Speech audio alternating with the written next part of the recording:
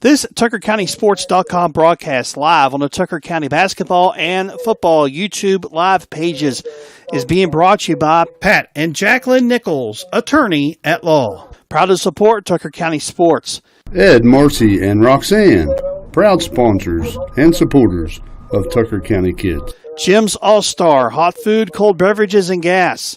Mike Rosenall, wishing all Tucker County High School Mountain Lions a safe and successful season. Atkins Home Center and Southern States of Parsons. Mr. Pizza of Parsons, home of the Mr. Big. More than just pizza, try our sub salads and wings.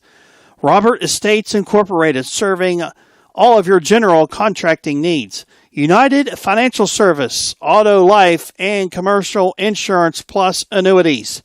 Grand Slam Grill. Visit us for our signature burgers and our fresh cut fries. St. George Medical Clinic, locations in St. George, Parsons, and Canaan Valley. Grant Valley Bank, committed to the communities we serve. Mountain State Pizza, call us for your next pizza order, located in Thomas. This TuckerCountySports.com broadcast is also being brought to you by Riccatelli Fencing and Lumber Company, your local rustic fence provider. Kidwell Auto Parts, with locations in Parsons and Thomas. Bob Gutshaw, your local State Farm insurance agent. Cortland Acres, the nature of care. Choose us for your long-term care, rehab, and therapy needs. Mountain Valley Bank, locations in Parsons, Elkins, and Mill Creek. Stumptown, open daily in downtown Davis. Taggart's Valley Orthopedics, now located at Davis Medical Center in Elkins. The Paint Store, your local Benjamin Moore paint supplier. The Grove Cafe and Bakery, located on Virginia Avenue in Petersburg. The Spectacle Family Eye Care, your local eye care provider, located in Petersburg. Sirianni's Cafe, with locations in Davis and Canaan Valley. And by Miners and Merchants Bank. Call the Friendly Bank for your next loan. And now back to more exciting Mountain Lions action right here, TuckerCountySports.com. And welcome into today's broadcast of 2023 West Virginia High School Football Playoffs, presented by Toyota. I'm Dave Helmick, and I'll be your guest today for the YouTube broadcast of this playoff semifinal game between the Tucker County Mountain Lions and the Williamstown Yellow Jackets. Number 2, Tucker County. Number 3, Williamstown. Should be a good one as both teams come in 12-0. I want to also thank our special sponsor for today's game, being sponsored by Taylor Law Office, operated by the proud graduate of Tucker County High School, Trevor Taylor. Both Trevor and April Taylor emphatically support Tucker County. Let's go Mountain Lions. And we want to thank them for sponsoring this special broadcast of this playoff game. Also want to thank St. George Clinic for their donation for the video throughout the season. This Tucker County team is up for a challenge today as the Williamstown Yellow Jackets, like I said, come into this contest at 12-0, and Tucker County also at 12-0. A win last week for these Mountain Lions over Tug Valley, 42-0. Williamstown got by East Hardy in cruising fashion with a 48-15 win at home for them last week as well. Well, we had a chance to sit down with Tucker County head coach AJ Rapp. We're going to have that interview for you and much more here on the pregame after these messages here on TuckerCountySports.com.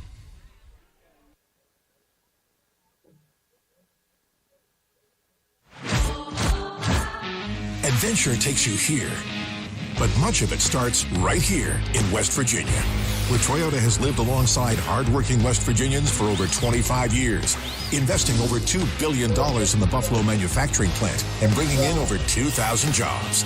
And that helps fuel the local economy. Thanks for making Toyota the #1 selling brand in West Virginia. See your dealer and start your adventure today. Toyota, let's go places. Dave Helmick, Tucker County Sports. Back here with head coach AJ Rapp. Coach, Just want to say congratulations into the Final Four. Good game last week against Tug Valley. Talk a little bit briefly about that game before we get set up here for the semis. The kids came out. They were really excited. We jumped out on them there 12-0 in the first half. And, we went in at halftime and just told the boys, play it like it's 0-0. And you come back, and we just kept everything went our way last week. And, our kids did what they had to do and kind of took the wind out of their sails early in the second half, and we just coasted after that. Yeah, talk about your defense, to hold Tug Valley scoreless, and obviously the first half was, status quo, but to come out and score 30 unanswered points in the second half. Talk a little bit about your defense. Yeah, everybody talks about our offenses. It's what everybody likes, the offense, and they like how you score points and stuff like that, but really all year long our defense is carried us to, and it's the same group of kids, and they do the same thing as they have to all the way around the game, and, so they did a nice job, and they have been doing a nice job all season, and hopefully they do it today. Yeah, and then briefly talk about the game Ethan Rosenall had. We can go down the line. Garrett Wilfong, Jared Reel. Talk about the keys to that win when your balance is just about getting to 50-50. Yeah, I think that's our benefit this year. We've had some more success this year than we had last year. Even though we had a lot of good stuff last year, we were pretty predominantly pass heavy, and actually we were about 50-50. Honestly, it was like 48-52 run pass options last year, but our yardage from pass last year came a lot more off the pass. 75% of our yards came off that. Where this year, if you look at our stats, our numbers are down in our pass department, but our rushing numbers are way up. So I think that's a benefit. Anytime you can go, a team can't one-side you. Hopefully we can get that running game started a little bit today. Well, today the challenge, like we said last week, gets greater. You got a defending state champion coming in here, number 3 versus number 2, Williamstown, and they present a number of problems. But talk about the matchup today and where you guys are with matchups. Yeah, it's going to be a battle today, I hope. But, we just got to make sure we do everything right we can. You get to this level of any game, from being down Charleston the last several years, that when you get to this thing, it's nothing's easy. So we're going to get our guys, and they're going to get as many reps as they can on offense, and hopefully we can limit their reps on offense. And that's our thing. Good offense today is going to be our better defense, because they're a real good offensive team as well. Yeah, any game plan today about limiting their time on offense, maybe running the ball more, any of that, or just do things the way you've been doing it? Nah, we're going to stick to what got us here. We can say that, and we can hope to limit their times, but, if we're driving and we're capable of running the ball, then, yeah, we will, but we're going to take what defenses give us, and that's what we've done all year long, and that's really up to Ethan. Every play we call has a certain run aspect to it or a pass aspect to it, and it's just his job to make sure that he reads it right and gets the ball in the right hands. Well, regardless of the outcome today, you've had a great year. This is the last game I'll be doing. Talk a little bit about the seniors. You got Ethan Rosenall, you got Maddox Anderson. Go right down the list. I know I don't want you to forget anybody, but just talk about this group as a whole, not individually, what they've meant to this program to get this far and to have this opportunity to maybe play for a state championship. Yeah, what people don't realize or look back, times we heals all things, but if you look back, these guys were freshmen in the COVID year, and we won 1 game that year and 2 the next, and then we won 9 last year, and obviously 12 so far this year, and hopefully another one today. But these guys stuck it out. These guys could have folded tents. These guys could have said football's no good anymore. And that's what we build off of. And I don't care who you are, what coach, you want as many seniors as you can. Look at Greenbrier West. They're successful this year. They have 18 seniors on their roster. 18 seniors in single A, buddy. That's a blessing. So, we got our group of seniors here. They stuck with us the whole time. They bought in. They really went through a change with us. We run things differently than what we have offensively wise from 4 years ago, and these guys have learned it. These guys went with it, and I think it benefited just because the athletes we have in these seniors. Well, I ask every week, not going to change it this week. Offensively, defensively, give me the keys to winning this game and knocking on from a good Williamstown team and playing next week for a state championship. Offensively, we got to obviously, maintain the possessions as long as we possibly can, and that means turnovers got to be held to 0 if we can. Ethan's got to make some great decisions there and stuff like that. And then defensively, we know what we're up against. They're a good offensive team as well. They run the ball well. They got a good running quarterback in Melissa. We got to limit him and what we can do and try to maintain him.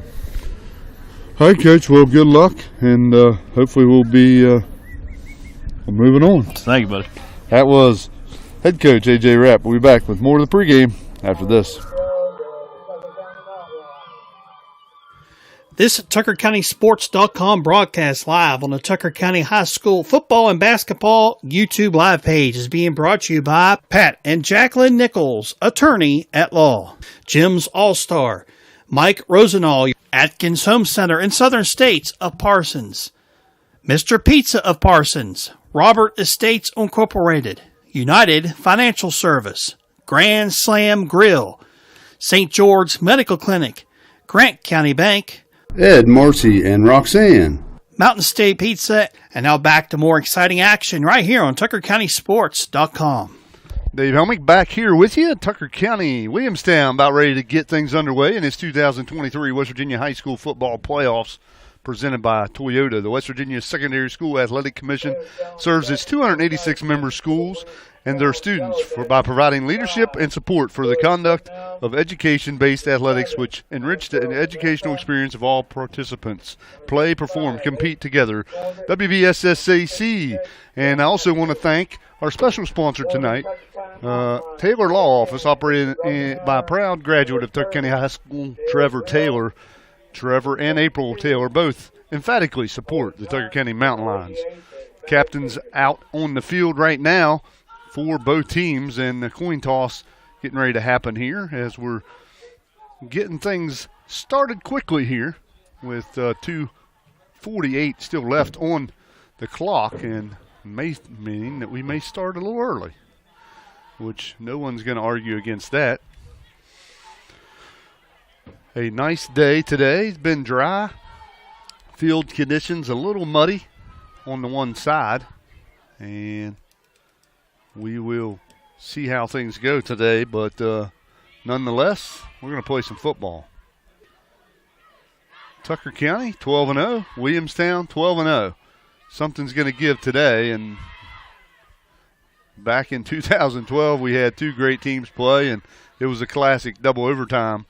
We're at Madonna, Tucker County, and hoping for another one of those today, but this time on the Tucker County's side.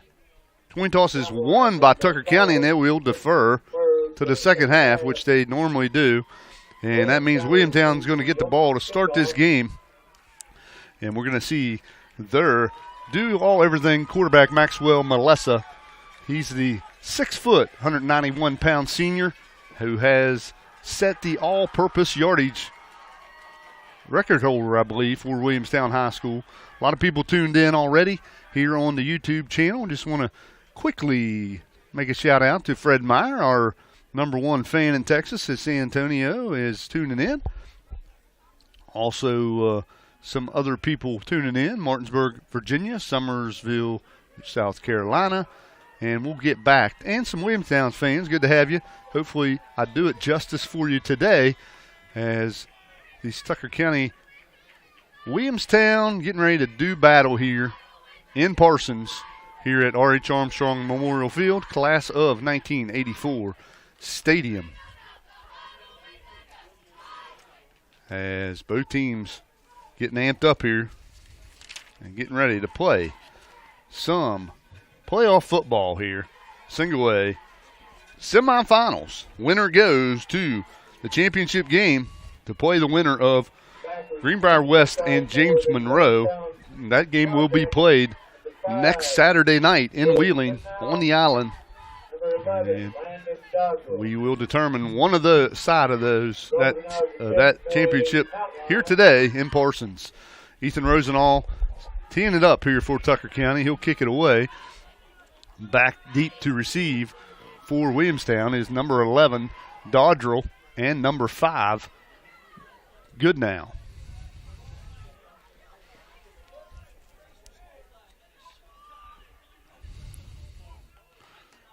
And a much anticipated matchup is about ready to get underway here on Black Friday. A lot of people not shopping. A lot of people are here, and a lot of people are tuned in, and reasonably so. Kick away by Rosenall, fielded by the up man for Williamstown, and he'll be hit and dropped at about the 32-yard line. That was number 21, and that was Haynes, Carson Haynes, with the carry. and they'll mark the ball up to, the 37 of Williamstown. It'll be 1st and 10 from there for this Williamstown Yellow Jackets 12-0 football team. They got wins against Ravenswood, Webster County, Work County, Ritchie County, Marietta, Ohio, St. Mary's, Calhoun, Tyler Consolidated, Doddridge, Wheeling Central, Doddridge again, and he started last week. Melissa in the shotgun. He'll hand it off to the left side. A nice run on 1st down by number 5, Good now. And he has 6 or 8 yards. Close. Before he's run out of bounds, they're going to mark him right at the 45-yard line. So an 8-yard gain there by Good now on first play of the day for Williamstown. 2nd down and 2. Melissa, shotgun. He'll run it up the middle. He's got a nice gain across the 50. Still on his feet to the 40. There's a flag, and this is going to come back. He's going to take it to the house, folks, for a touchdown. Well, he's run out of bounds at about the 3, but there's going to be a hold on this play. Flag sets at the – actually, there's 2 flags, and they're going to call a hold here and bring this one back. So dodged the bullet there, did Tucker County, and I don't know which flag they're going to look at, but – the one flag sets at the 40 of Tucker County. And let's see where they mark it off. And they're going to mark it. Well, I don't think they've decided yet.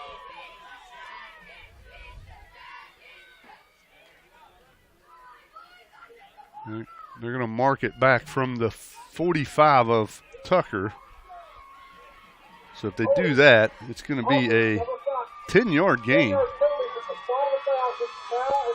It's going to be a 10-yard gain for Melissa. And then they're going to have a 2nd down and 2. So it's going to be right back where it was. So mark the yardage off of the gain. So a 10-yard gain there by Melissa. And the flag gives them it back to 2nd and 2.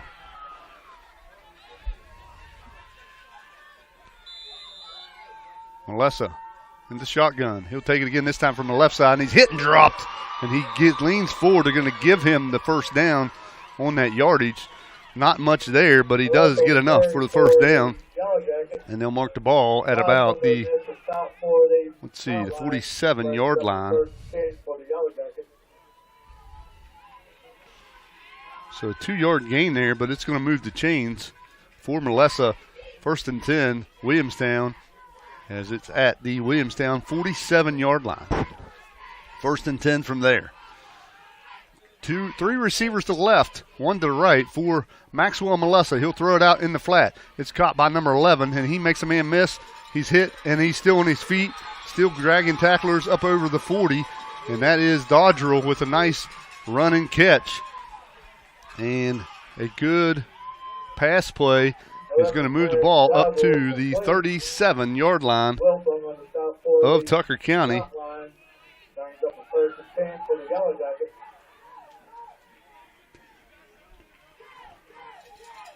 $16-yard gain there from Melissa to Dodgerell. So offense clicking here for Williamstown early. Tucker's got to get a stop here. 2 receivers to the left, 1 to the right for Melissa. And he'll hand it off, and he's hit and dropped is the running back, and that is Joy. Lincoln Joy hit and dropped for a minimal gain. He'll have positive yardage up to about the 35. 2-yard gain there for Joy. He's 2nd down and 8 for Williamstown. 9:50 and ticking on the first quarter clock.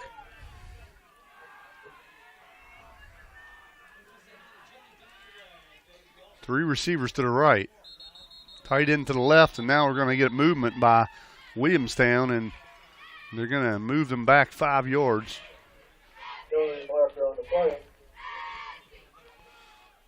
As this will be the 2nd penalty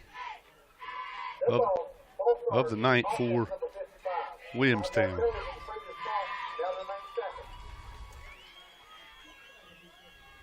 So a 5-yard penalty there. And that'll move Williamstown back to the 40. Run up the middle, and it's Joy again, and he has good yardage on that run play.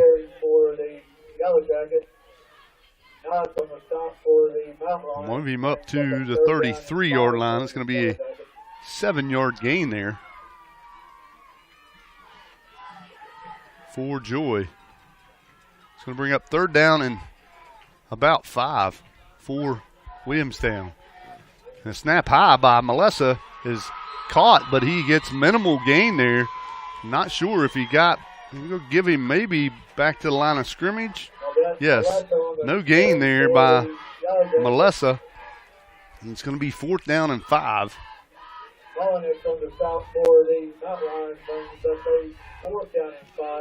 So a 4th down opportunity here for Tucker to get off the field.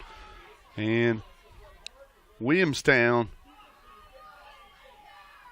definitely going forward here and probably going to run it. So be prepared for the run. 2 receivers to the left, 1 to the right. Melissa in the shotgun. He'll run it to the left side. He's strung out and he's hit, and he's going to be ran out of bounds, I think, short of the 1st down. And let's see where they mark it.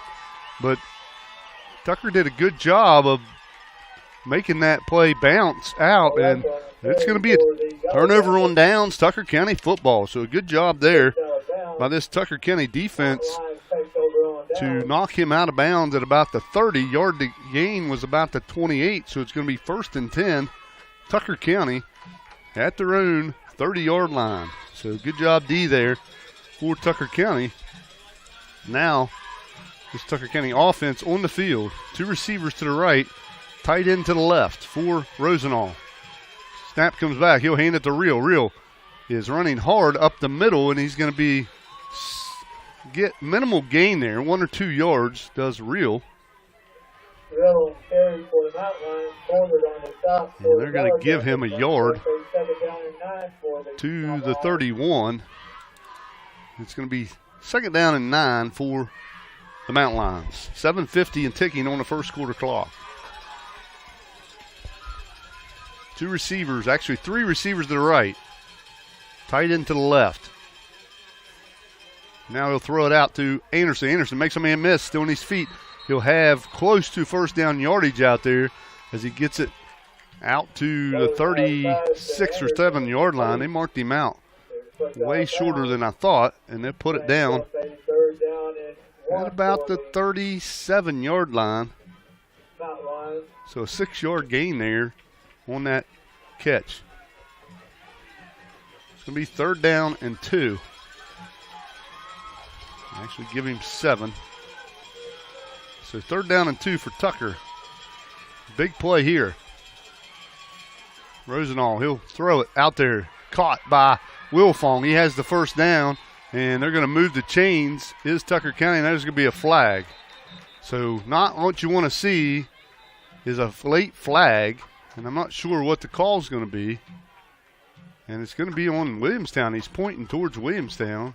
Well, now he's pointing towards Tucker, so I don't know if it's going to be offsetting penalties or what, but we'll sort it out here. Ball goes up to the 38-yard line. Actually, to put it, the 38-yard line. Where is the ball spotted? He'll have the 1st down, but now they're going to mark it back. So it's going to be 1st down, but it's going to be a. Yep. Personal foul. Offense number 34. The first one is guaranteed. So they will back them up from the succeeding spot. 15 yards will be a 1st down. All right, so they back it up to the 30. So the ball must have been to the 45. 8-yard gain on that pass play. Here we go. Rosenall back to pass, and he tries to throw it up there, and it's knocked down and defended well by Williamstown, intended for Blake Adams, and that ball's incomplete. So the first penalty for Tucker is a big one. It's 15-yard variety. It doesn't cost them on the sticks, but cost them on the field position. And now Tucker County looking at 2nd down and 10 after that incomplete pass. The ball sets at the Tucker County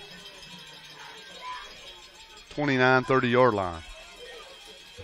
Rosenall, 3 receivers to the right, 1 to the left. Snap back, he'll hand it to Real. Real hit and dropped in the hole, and he's going to have no gain there as they give him back the line of scrimmage at 29, and it's going to be 3rd down and 10. So 3rd down for Tucker County here, and a big play here, obviously for field position more than anything, as Tucker County has the ball at their own 29. If they can get a 1st down here, and they can keep this high-powered Williamstown offense off the field and get a little closer field position for the next possession. Rosenall, back to pass, looking. Got a man out there, and it's Wilfong, and he goes up and does not make the catch. And no flag on the play. It's going to be incomplete, and it's going to be 4th down for Tucker County, as Rosenall was going for it all there, and it was double coverage down there on Wilfong, and it's going to be punt time for Tucker County, as it is 4th down and 10. So that penalty hurt them a little bit with field position, but nonetheless moved them back. Now Tucker definitely going to have to punt the ball away. Rosenall back to punt, gets it away. It's a short kick. It'll take a Williamstown bounce, and Tucker County downs it at about the 45 of Williamstown. So both offenses stalled out, and Tucker County punts it away. Williamstown turned it over on downs on their possession. Now Williamstown has it again as we're still in the first quarter. 6:30 left. In the first, score is tied 0-0. And Williamstown back out on the field for offense. Maxwell Melissa in the shotgun for Williamstown. Snap back, and he'll take it himself. Up the middle he goes, hit and dropped, and he'll have a positive gain up close to midfield, marking him at about the 48-yard line. And they'll put it down right at the 49-yard line. So give him 4 yards on that carry for Melissa. 2nd down and 6.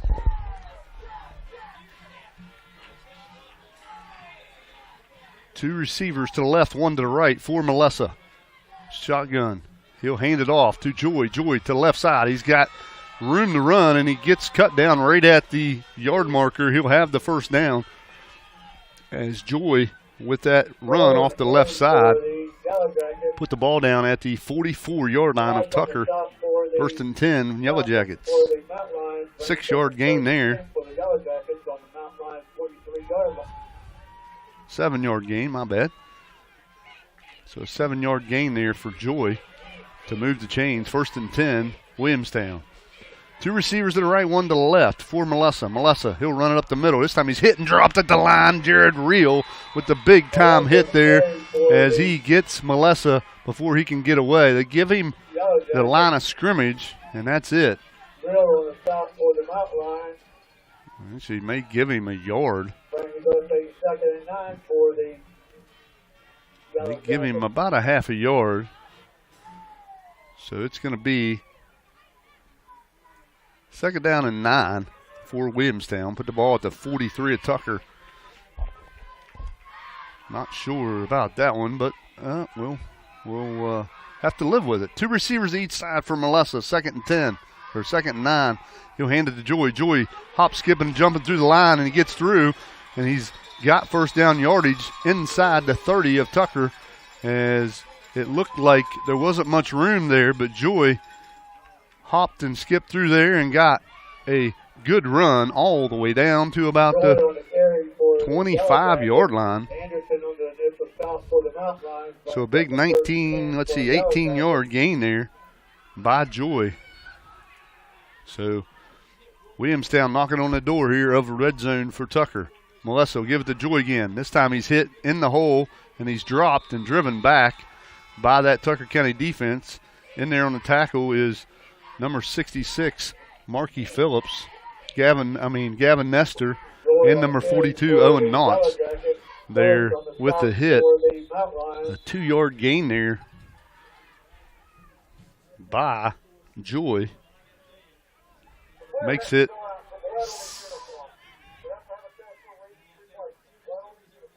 what happened?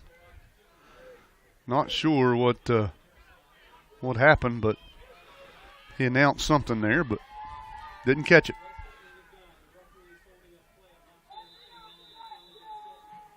So 2 receivers each side. Williamstown looking at 2nd down and 8. Melissa in the shotgun. Snap back, and he'll run it to the right side. And he is hit and dropped for a loss. Good job by Tucker County there to get him, and he got back maybe to the line of scrimmage. They're actually going to give him a yard. Oh, my goodness. They give him a yard to the 21. They give him 2 yards. That was Melissa with the 2-yard gain there. It's going to bring up 3rd down and 7 for Williamstown. The ball sets at the 21-yard line of Tucker. 2 receivers to the left, 1 to the right for Williamstown. Melissa, he'll run it again, this time up the middle, and he's hit, but he's not dropped.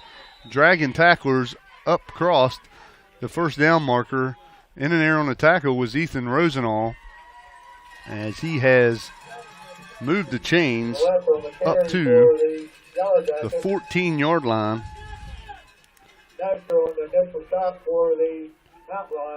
7-yard gain there for Melissa. So 2 receivers to the left, 1 to the right for Melissa. And he'll throw it out in the flat, and it's caught by number 10. And that is Martin, Cooper Martin. Has a positive gain up to about the 6-yard line. And put the ball down at the 6.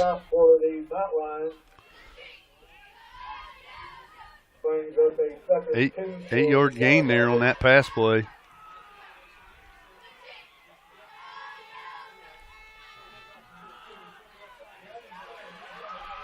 Now a run up the middle by Melissa is stopped. Actually, that was Joy. And they give him 1 there on that play, as Williamstown went quick there.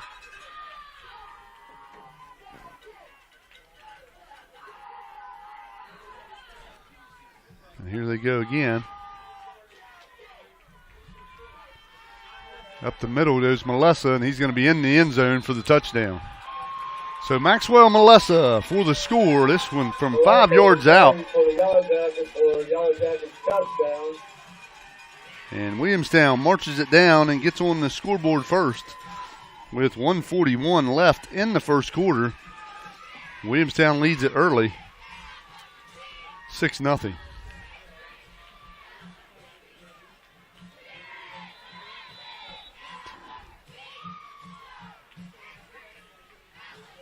And that one, like I said, from 5 yards out. And Williamstown's going to go for 2 here. 2 receivers to the right, 1 to the left. Melissa in the shotgun. He'll run it up the middle, and he's hit, and he gets in. 2-point conversion is good.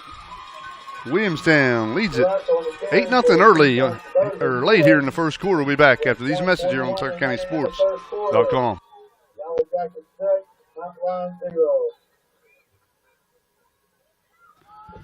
This TuckerCountySports.com broadcast live on the Tucker County High School basketball and football YouTube live pages are being brought to you by Riccatelli Fencing and Lumber Company, Kidwell Auto Parts, Bob Gutshaw, your local State Farm insurance agent, Cortland Acres, The Nature of Care, Mountain Valley Bank, Stumptown, Taggart's Valley Orthopedics, The Paint Store, the Grove Cafe and Bakery, the Spectacle Family Eye Center, Sirianni's Cafe, and by Miners and Merchants Bank.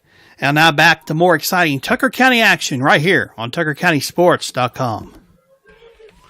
All right, Dave Helmick back with you here at R.H. Armstrong Memorial Field, class of 1984 stadium, as the West Virginia 2023 West Virginia High School football playoffs presented by Toyota being played here at Parsons. Semifinals, Williamstown, Tucker County. Williamstown just got on the board with a 5-yard touchdown run by Maxwell Malessa. 2-point conversion is good, and Williamstown leads at 8-0 here in the first quarter. Kick away. Blake Adams picks up the kick, and he'll be hit and dropped at about the 22-yard line. And they'll mark him actually up to about the 25.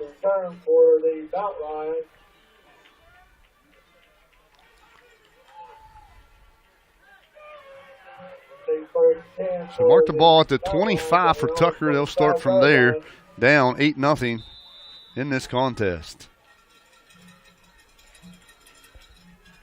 The first possession for Tucker, not much doing. They got a first down, but then got a penalty that marked it back, a dead ball penalty, and then they had to punt it away. Rosenall in the shotgun. He has 2 receivers to the right, tight end to the left. Real with him in the backfield, and he'll fake the handoff to Real. Now he'll kick it out to Real. Real's got a lot of room to run there. He's to the 30, to the 40. And he's got a man to beat, and he gets run out of bounds over midfield. And a good job there by Ethan Rosenall to get it out to Real. And they've marked the ball all the way up in Williamstown's territory at about the 47-yard line. So a good play there.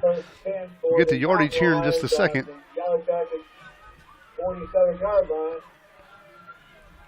28 yards on that little screen play to Real.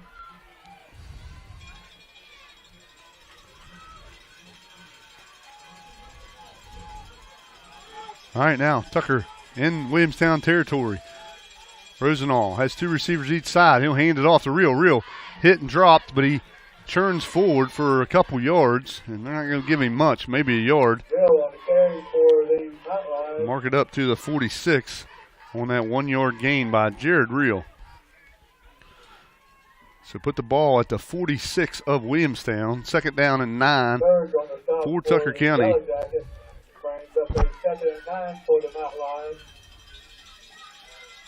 That last play by Real, the blitz was on, and they got that screen pass over the blitz and got big yardage. Rosenall looking to pass. He gets it out to Real. Real gets the corner and still on his feet, and he's cut down at about the 40-yard line. A good run there by Jared Real after the catch. And they're going to mark him at the 40. So a 6-yard gain there on that pass play to Real. So Real not able to get things going running the ball, but they're doing a good job getting him the ball in space. Is now Tucker looking at 3rd and 3 at the Williamstown 40. 13 seconds left in this first quarter. Rosenall, he'll hand it off to Real. Real has positive yardage, but he's going to be hit and dropped in the hole, and they're going to mark him right at the 40. So that's going to end the quarter. First quarter comes to an end. Williamstown leading 8-0, and we'll come back with second quarter action after this.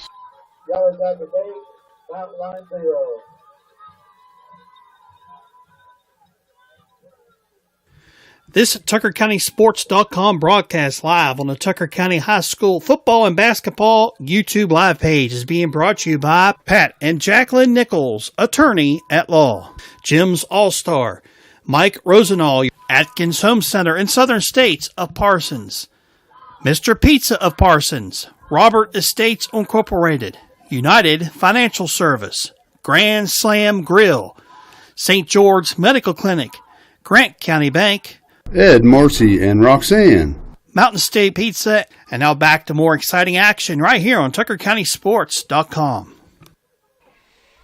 Dave Helmick back here at R.H. Armstrong Memorial Field, class of 1984 stadium. Today's game is sponsored by a special sponsor, Taylor Law Office in Morgantown, operated by proud graduate of Tucker County High School, Trevor Taylor.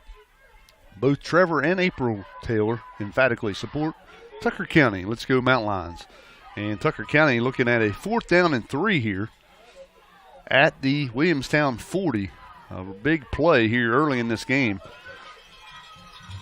as Tucker County now faced with a 4th and 3. 2 receivers to each side for the Mountain Lions. Rosenall in the shotgun. Snap back. He'll fake the handoff.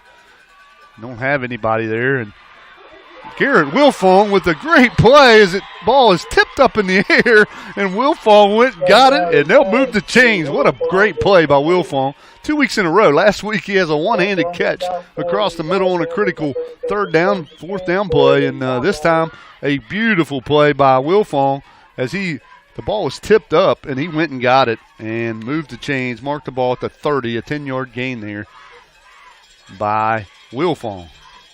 His second catch of the day. 1st and 10, Tucker at the Williamstown 30.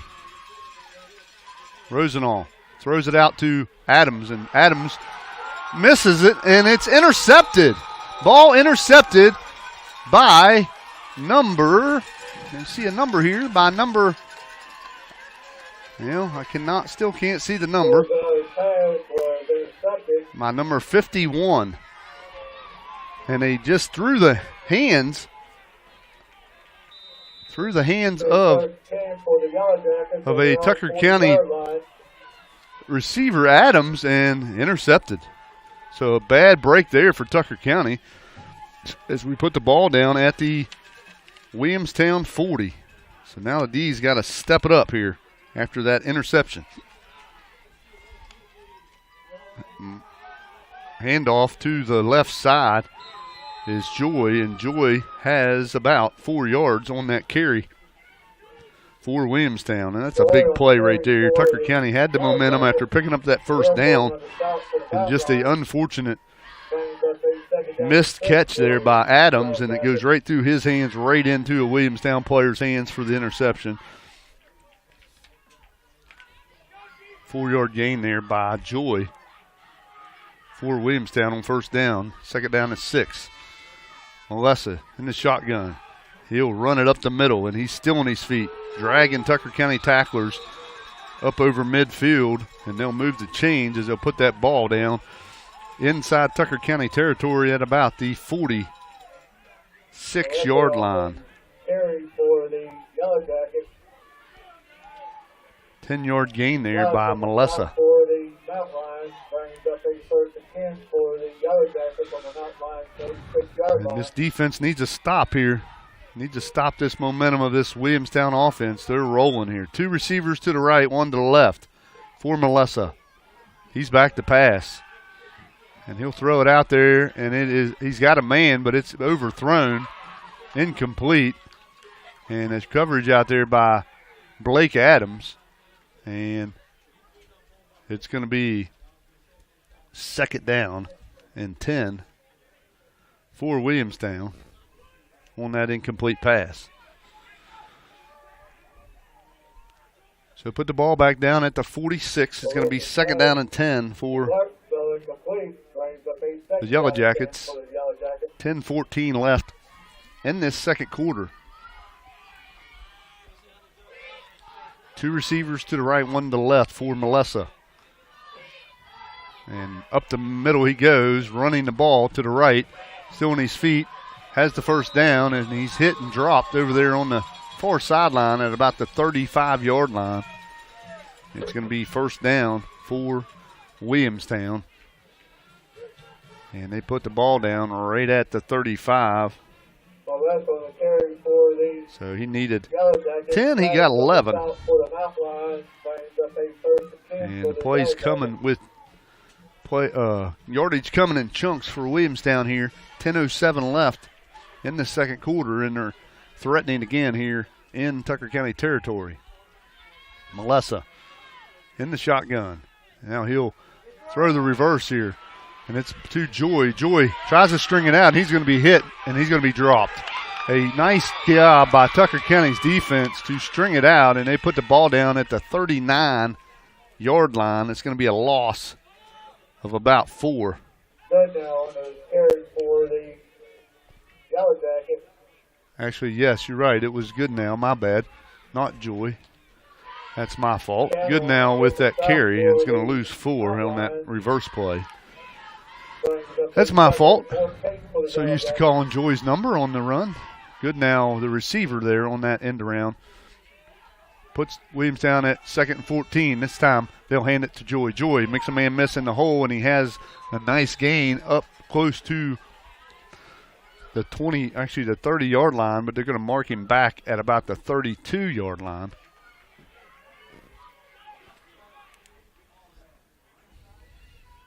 So a 7-yard gain by Joy there.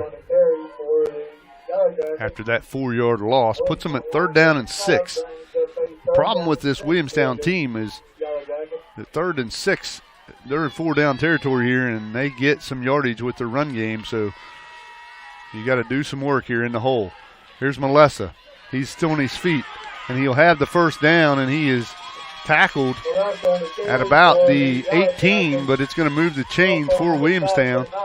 And a big gain there for Maxwell Melessa as he takes the ball down inside the red zone of Tucker County. Put the ball down at the 18. We'll get the yardage here in just a second.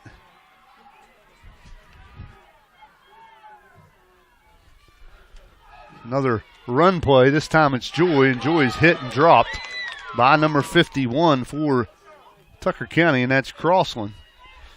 But he has a couple yards there. They'll put him down at the 15. They'll give him 3. So 3 yards for Joy.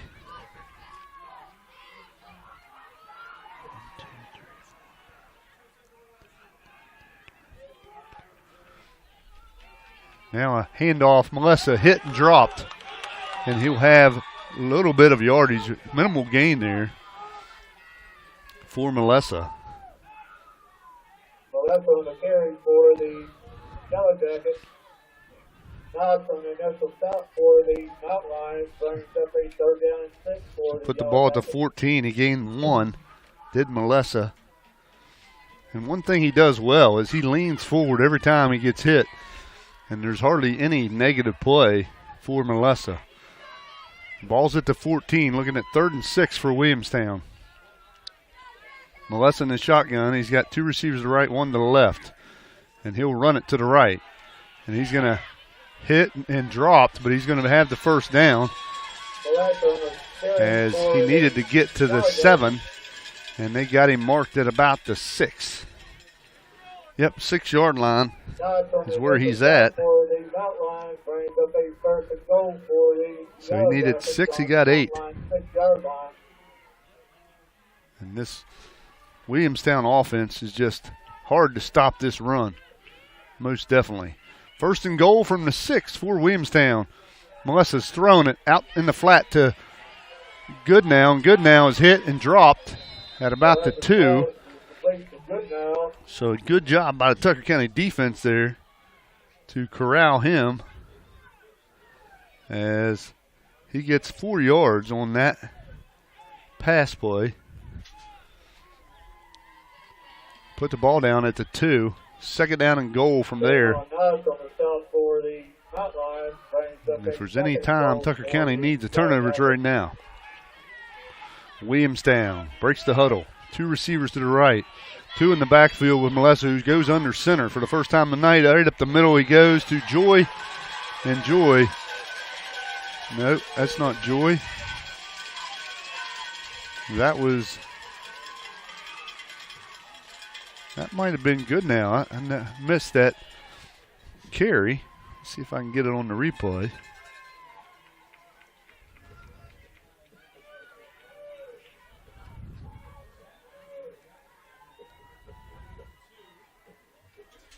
Williamstown will go for 2 here. break the huddle here. And that was number 21 who carried that for the touchdown. Now they'll run it again, this time with Joy, and he walks in for the touchdown. So Williamstown scores it from 2 yards out. We'll be back after these messages after this.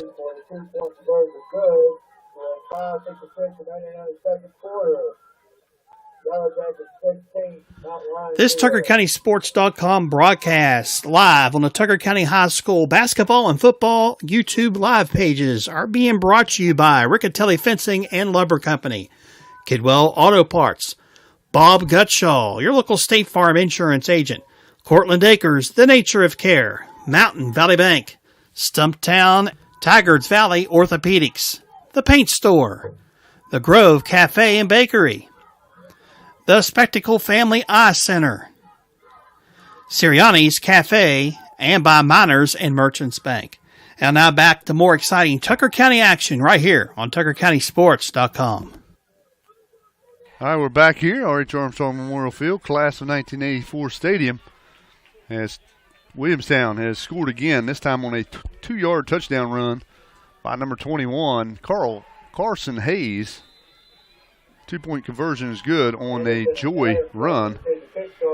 And with 5:56 left in the second, Williamstown leads at 16-0 over Tucker County.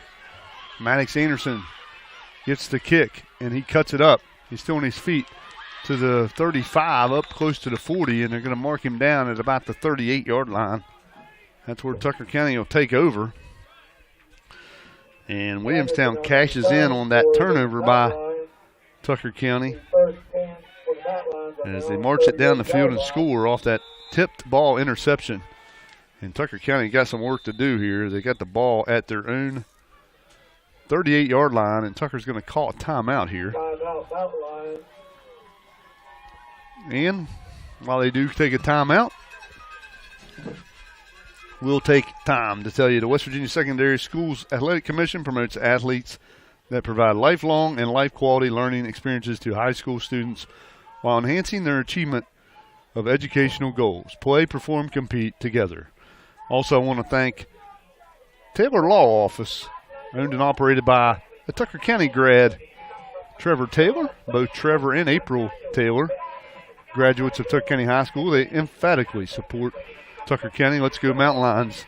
And also, I want to tell you this 2023 West Virginia High School football playoffs are presented by Toyota. Your West Virginia Toyota dealers are proud to be the official partner of the WVSSAC and the West Virginia High School sports. And next week, the winner of this game will go on to play in the 2023 West Virginia High School football Super 6 presented by Toyota. Out of the huddle is Tucker County, 1st and 10 for them at their own 38-yard line. Rosendahl in the shotgun. He'll hand it off to Real. Up the middle, nice gain by Jared Real. As the ball's at the 38, and they're going to mark it up to about the 43-yard line. Best run of the night for Real, 5-yard gain, and now they're going to call a timeout as Williamstown, because Tucker was going quickly and Williamstown wasn't ready. They gave Williamstown the timeout. I really thought Tucker kind of got the playoff, but nonetheless, another timeout, and we'll take it with them as you're listening to, or you're watching Tucker County football here on the Tucker County Football YouTube channel. We'll be back. Adventure takes you here, but much of it starts right here in West Virginia, where Toyota has lived alongside hardworking West Virginians for over 25 years, investing over $2 billion in the Buffalo manufacturing plant and bringing in over 2,000 jobs. And that helps fuel the local economy. Thanks for making Toyota the #1 selling brand in West Virginia. See your dealer and start your adventure today. Toyota, let's go places. Back here at R.H. Armstrong Memorial Field, class of 1984 stadium, Tucker County, Williamstown playoff game here in Parsons. Tucker County with the ball. Rosenall looking to pass. He throws it out to Wilfong. Wilfong makes a man miss, but he's hit and dropped there over there on the sideline close to that Tucker bench, and they're going to give him the 46-yard line, 47-yard line. That's about it. So put the ball up to the 47. That's going to be 3rd down and 1. Tucker going quickly. Rosenall gathers the high snap, and he'll have the 1st down, I believe.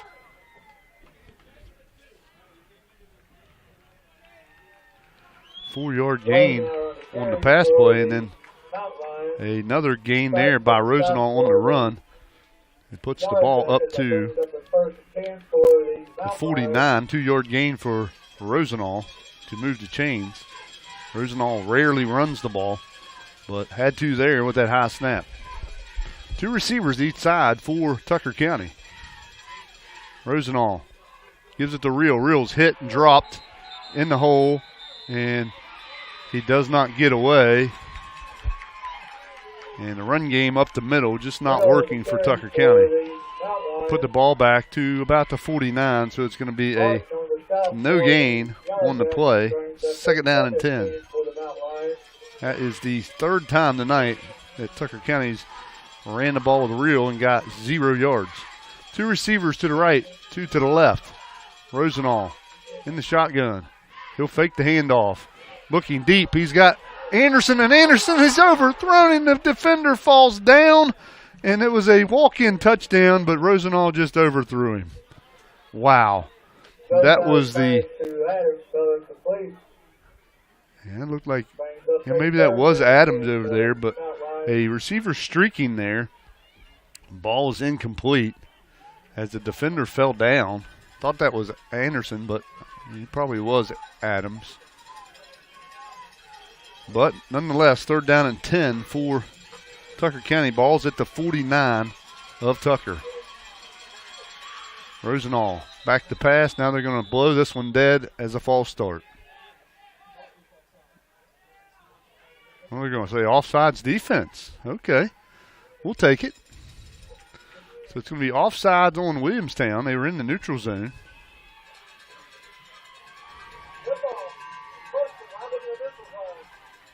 Whoa.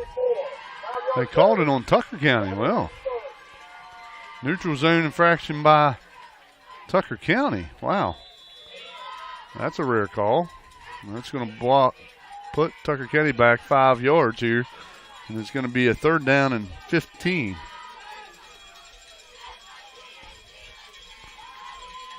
Two receivers each side. Rosenall looking to pass, and he's going to be rushed out of the pocket, and he's going to be sacked. Just not enough time to get that play off as Williamstown gets the sack, and they'll put the ball down at the 40, and Rosenall slow to get up as he got his helmet knocked off of him. And Rosenall's just got to get rid of that ball sooner. And they'll lose about 4 yards on that play, as they'll put the ball down at actually they're going to say 5 yards to the 39. So, punt time again for Tucker County, as the sack puts them at 4th down and 20. Now we got some more confusion.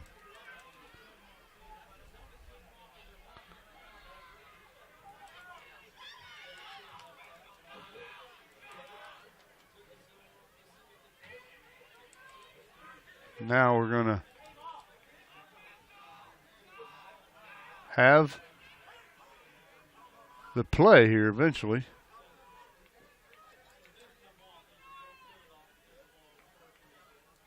And I think there was a question about Rosenall's helmet, but they're going to let him stay in the game and punt this thing away. 4th down and 20 for Tucker. Punt away by Rosenall. A low-lying kick. And it's going to be fielded by Williamstown, but hit immediately is good now and brought down for a minimal gain. Well, this Tucker County defense is going to have to step up here. Down 16-0, and this Yellow Jacket offense back on the field. After the Tucker County punt, they take over at their own 34-yard line. 1st and 10 from there.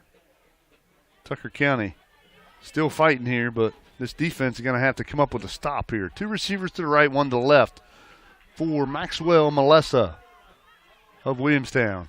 Now he'll run it up the middle. Has a hole, still on his feet, to the 50. Still dodging tacklers to the 45, run out of bounds. Past midfield. And Melessa with another great run for Williamstown. We'll put him down at about the 44-yard line of Tucker.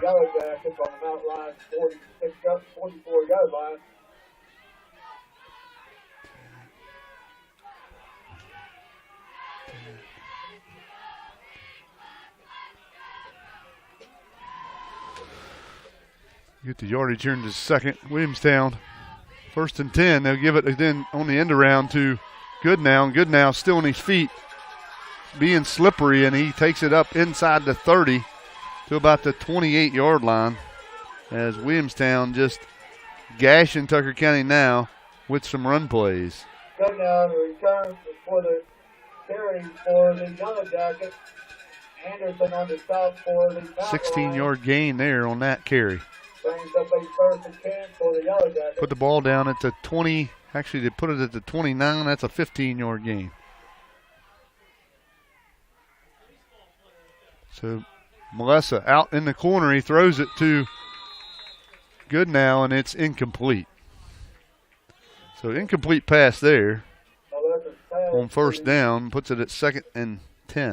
So incomplete. Brings up a 2nd down and 10 for the Yellow Jackets.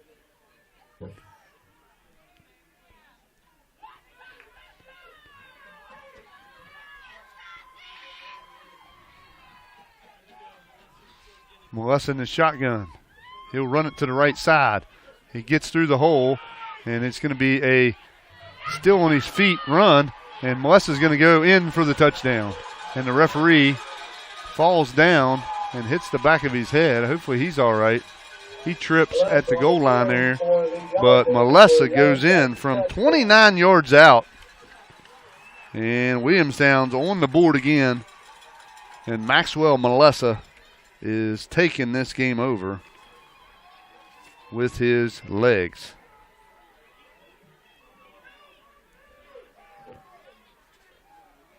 His 2nd touchdown of the day. 2nd or 2-point conversion coming here for Williamstown.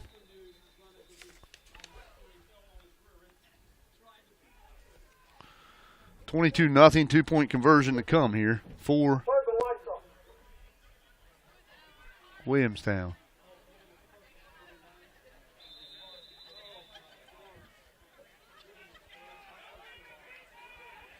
Williamstown. Ladies and gentlemen, if you have any headlights on in the parking lot, please turn them off, please. And a 2-point conversion is good by Joy.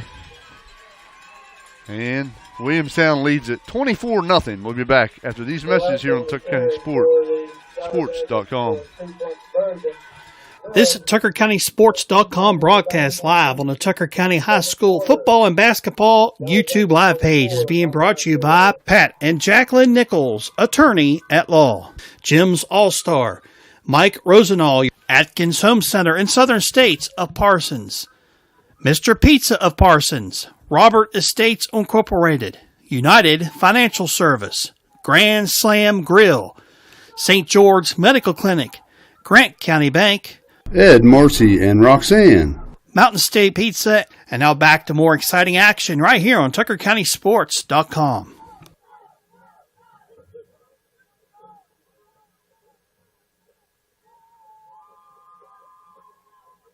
All right, we're back here at R.H. Armstrong Memorial Field, class of 1984 stadium. Dave Helmick with you here as Williamstown has scored again to make the score 24-0 over Tucker County.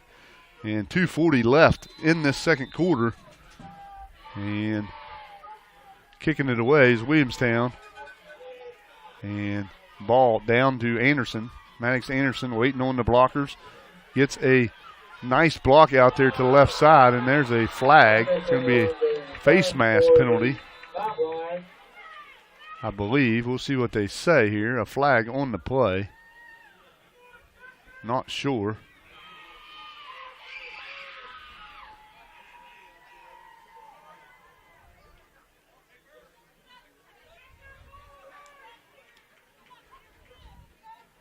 Referee waiting to make a call here.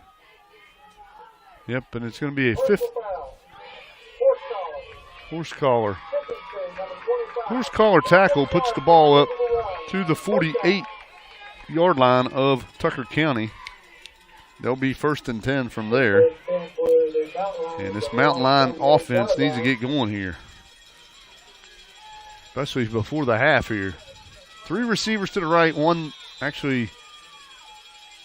to the left, the tight end to the left, and they'll throw it over there to Anderson. Anderson is hit and dropped, but he has positive gain. Hit with his helmet first. And the ball is down at the 46-yard line, and a pass out to Wilfong is incomplete. And just a little bit out past his outstretched arms. Pass to Wilfong fell incomplete, brings up a 3rd down and 5. So the first pass to Anderson was 5-yard gain, and then the second one was incomplete. It's going to be 3rd down and 5 for Tucker. Put the ball down at the Williamstown 47-yard line. Back to pass is Rosenall. Looking. Got a man out there. Can he bring it in? Anderson goes up and gets it, but it's going to be a pass interference penalty. And if this was NFL, it'd be all the way down there. But high school, it's just a 15-yard variety. And it's going to be 1st and 10 for Tucker County, as Anderson went up to make a play for it and made a great play and almost come up with the catch.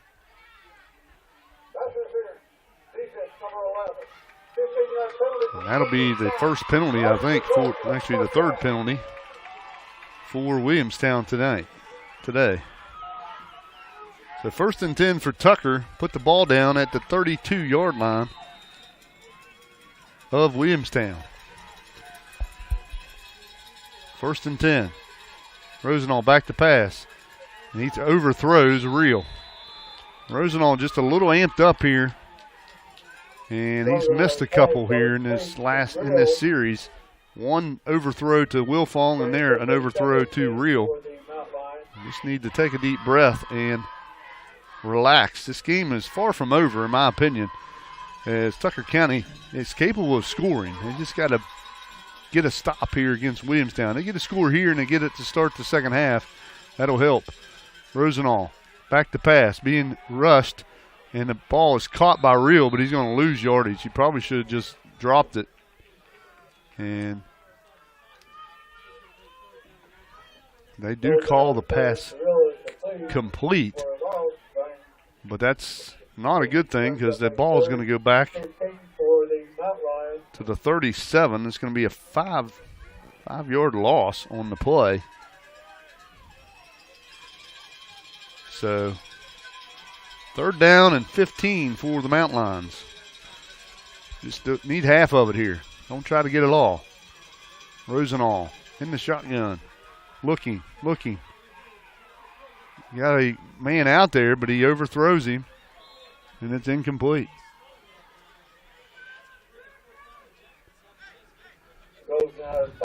And the pressure not there by Williamstown, but the one sack just seems like it's bothered Rosenall since, and he's hearing footsteps and a little antsy back here. He's got to settle in. He can do it. 4th and 15 here. You got to go for it. You're deep in Williamstown territory. Incomplete was the last pass. It's going to be 4th and 15. Rosenall in the shotgun. Back to pass. Looking. Steps up in the pocket, and he's going to be hit and dropped. Actually, it's picked up, and it's a fumble. They're going to rule it a fumble. I think it was an incomplete pass.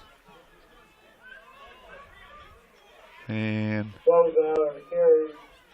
they do rule it a fumble, I guess. So put the ball down at the 40-yard line. So you're going to lose another 3 yards. Actually, no, now they mark it back to the 39. So loss of 2 on that sack and fumble. It's going to be Williamstown ball here with 59 seconds left in the first half.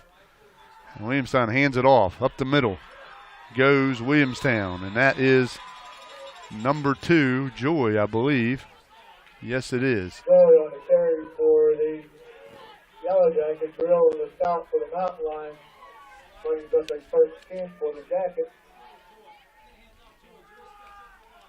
Another run here by Williamstown. And a timeout by Williamstown as they put the ball up to the 45 of Tucker County. And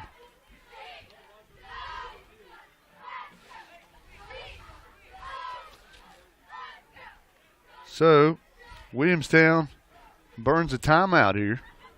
Brings up a 2nd and 7 for the Yellow Jackets. A 3-yard gain there by Joy. And 11 yards the play before that. All right. Today's athletic event is not about winning at all costs, disrespecting others, or criticizing the athletes, coaches, or officials. It's about learning and growing, developing character, and competing with class. Please keep a positive and bench bad behavior. So Tucker County looking to hold here. 41 seconds left for Williamstown in this half, and Williamstown's leading 24-0. They're now in Tucker County territory at the 45-yard line. Only one timeout left for Williamstown. Melessa in the shotgun, 2 receivers to the right, 1 to the left, and he'll run it up the middle, and he's going to be hit, but he gets away, and he's going to be cut down before he can gain a first down. And the clock's still running here. Put him down at the 40, a 5-yard gain for Melessa. They're going to run a play here real quick on 3rd and 2. And up the middle goes Melessa, and he'll have the first down. And now they'll call another timeout with 17 seconds left. Put the ball at the 38-yard line for Williamstown. So, well, actually, now they're going to put it down to 37. These referees not communicating well, but a 3-yard gain there by Melessa.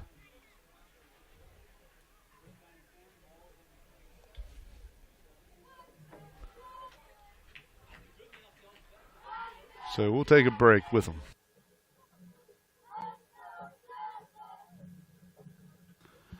This TuckerCountySports.com broadcast live on the Tucker County High School basketball and football YouTube live pages are being brought to you by Riccatelli Fencing and Lumber Company, Kidwell Auto Parts, Bob Gutshaw, your local State Farm insurance agent, Cortland Acres, The Nature of Care, Mountain Valley Bank, Stumptown, Tigard's Valley Orthopedics, The Paint Store, The Grove Cafe and Bakery, The Spectacle Family Eye Center, Sirianni's Cafe, and by Miners and Merchants Bank. And now back to more exciting Tucker County action right here on TuckerCountySports.com. All right, we're back here, Arch Armstrong Memorial Field, class of 1984 stadium. Dave Helmick with you. Williamstown with the ball. 17 seconds left in this first half. No timeouts. Melessa back to pass. Looking. Got a man out there, and it's going to be incomplete. And they throw a flag. A interference call there, and the ball is not catchable ball is not catchable, but they throw the flag anyway. But nonetheless, you can't hit the guy.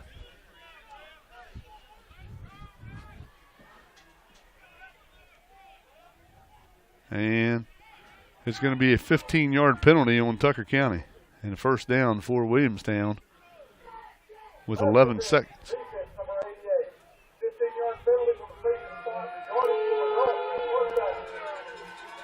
So a 15-yard penalty there is going to bring the ball down to about the 22-yard line of Tucker County. Now Tucker County is going to take a timeout with 11 seconds left, as Williamstown don't have a timeout, so they're going to have to throw the ball here. Probably 2 plays at the most into the end zone. But while they do, we'll take another timeout with them, and we'll listen to this message from Toyota. Adventure takes you here, but much of it starts right here in West Virginia, where Toyota has lived alongside hardworking West Virginians for over 25 years, investing over $2 billion in the Buffalo manufacturing plant and bringing in over 2,000 jobs. And that helps fuel the local economy. Thanks for making Toyota the #1 selling brand in West Virginia. See your dealer and start your adventure today. Toyota, let's go places.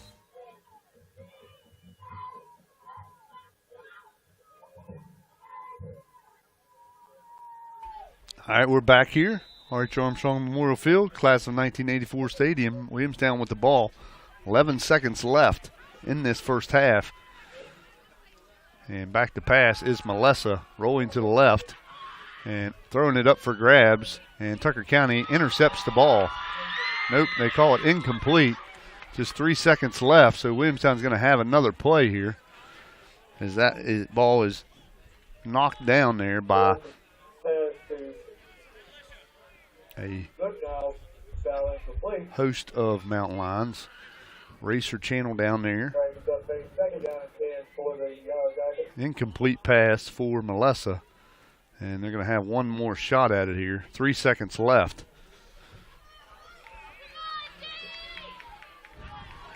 A second down and 10, but that doesn't matter. 3 seconds. They got receivers tightly bunched to the right, and now Rapp. Or what's going on here? Officials talking. Thought maybe Coach Rapp called another timeout, but he did not. Second down, and that don't really matter because there's only going to be one more play here, barring a penalty. Melissa back to pass. Actually, no, it's not Melissa. Melissa is down there trying to catch it, and it looks like Williamstown has caught the pass, and they call it incomplete. So they rule the incomplete. So incomplete pass. Tucker County defense holds there, and passing the ball there was Colt Hessen. And Tucker County holds for an incomplete pass and keep the score at 24-0 Williamstown. We'll be back with the halftime show after this.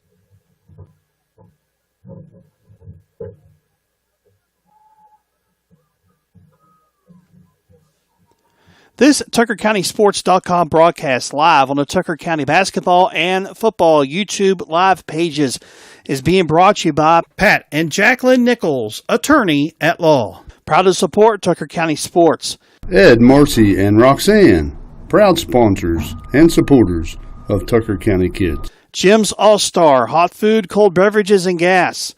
Mike Rosenall, wishing all Tucker County High School Mountain Lions a safe and successful season. Atkins Home Center and Southern States of Parsons. Mr. Pizza of Parsons, home of the Mr. Big. More than just pizza, try our subs, salads, and wings. Robert Estates Incorporated, serving all of your general contracting needs. United Financial Service, auto, life, and commercial insurance plus annuities. Grand Slam Grill. Visit us for our signature burgers and our fresh-cut fries. St. George Medical Clinic, locations in St. George, Parsons, and Canaan Valley. Grant Valley Bank, committed to the communities we serve. Mountain State Pizza, call us for your next pizza order, located in Thomas. This TuckerCountySports.com broadcast is also being brought to you by Riccatelli Fencing and Lumber Company, your local rustic fence provider. Kidwell Auto Parts with locations in Parsons and Thomas. Bob Gutschall, your local State Farm insurance agent. Cortland Acres, the nature of care. Choose us for your long-term care, rehab, and therapy needs. Mountain Valley Bank, locations in Parsons, Elkins, and Mill Creek. Stumptown, open daily in downtown Davis. Taggart's Valley Orthopedics, now located at Davis Medical Center in Elkins. The Paint Store, your local Benjamin Moore paint supplier. The Grove Cafe and Bakery, located on Virginia Avenue in Petersburg. The Spectacle Family Eye Care, your local eye care provider, located in Petersburg. Sirianni's Cafe with locations in Davis and Canaan Valley. And by Miners and Merchants Bank. Call the Friendly Bank for your next loan. And now back to more exciting Mountain Lions action right here, TuckerCountySports.com.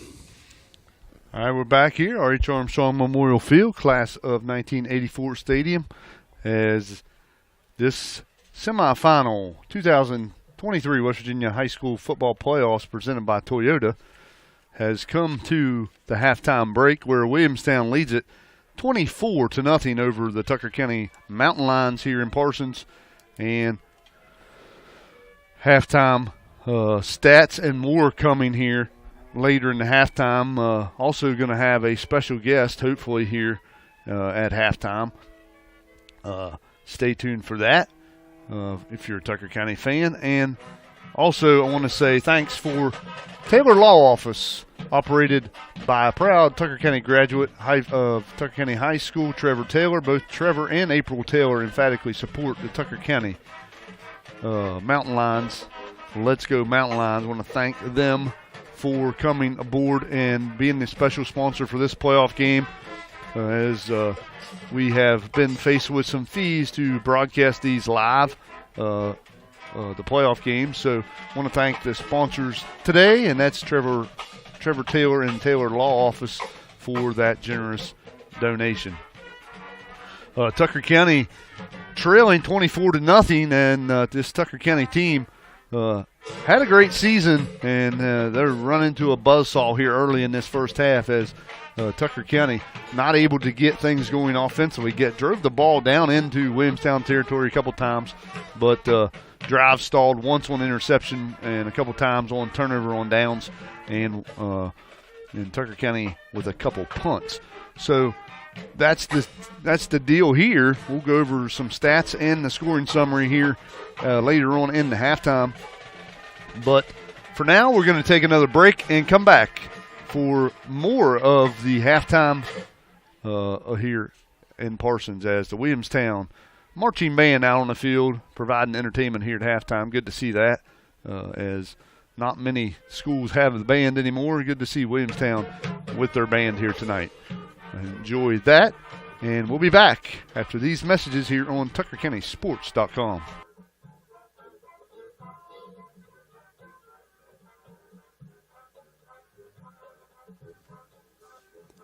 This TuckerCountySports.com broadcast live on the Tucker County basketball and football YouTube live pages is being brought to you by Pat and Jacqueline Nichols, attorney at law. Proud to support Tucker County Sports. Ed, Marcy, and Roxanne, proud sponsors and supporters of Tucker County Kids. Jim's All-Star, hot food, cold beverages, and gas. Mike Rosenall, wishing all Tucker County High School Mountain Lions a safe and successful season. Atkins Home Center and Southern States of Parsons. Mr. Pizza of Parsons, home of the Mr. Big. More than just pizza, try our subs, salads, and wings. Robert Estates Incorporated, serving all of your general contracting needs. United Financial Service, auto, life, and commercial insurance plus annuities. Grand Slam Grill. Visit us for our signature burgers and our fresh cut fries. St. George Medical Clinic, locations in St. George, Parsons, and Canaan Valley. Grant Valley Bank, committed to the communities we serve. Mountain State Pizza, call us for your next pizza order, located in Thomas. This TuckerCountySports.com broadcast is also being brought to you by Riccatelli Fencing and Lumber Company, your local rustic fence provider. Kidwell Auto Parts, with locations in Parsons and Thomas. Bob Gutschall, your local State Farm insurance agent. Cortland Acres, the nature of care. Choose us for your long-term care, rehab, and therapy needs. Mountain Valley Bank, locations in Parsons, Elkins, and Mill Creek. Stumptown, open daily in downtown Davis. Taggart's Valley Orthopedics, now located at Davis Medical Center in Elkins. The Paint Store, your local Benjamin Moore paint supplier.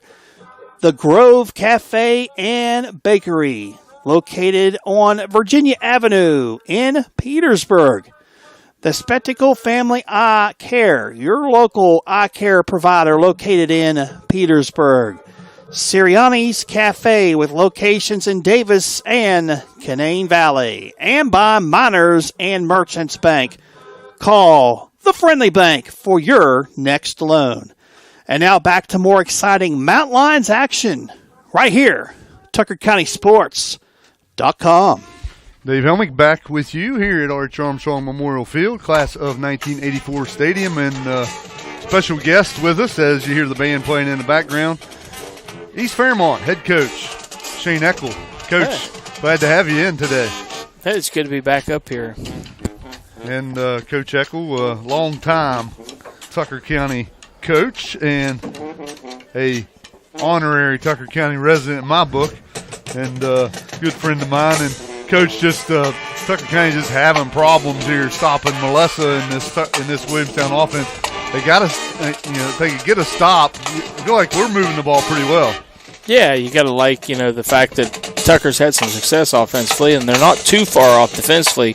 Got to find a way to stop those pulls, kind of gum that up on the field a little bit. Williamstown had some success, especially in the second quarter, getting some of those kickouts on our DNs and stuff. But I'm sure Coach is making adjustments here at halftime, and they'll come out and they get the ball coming out, so they can come out and put one in here and get right back in the ball game. Yeah, I mean, we can talk. We'll talk a little bit about that here in just a second. But I wanted your chance to talk about your team. You had a great year this year. East Fairmont hosted a playoff game for the first time in forever, and a great season by you and your team and your staff. Talk a little bit about your team this year at East Fairmont.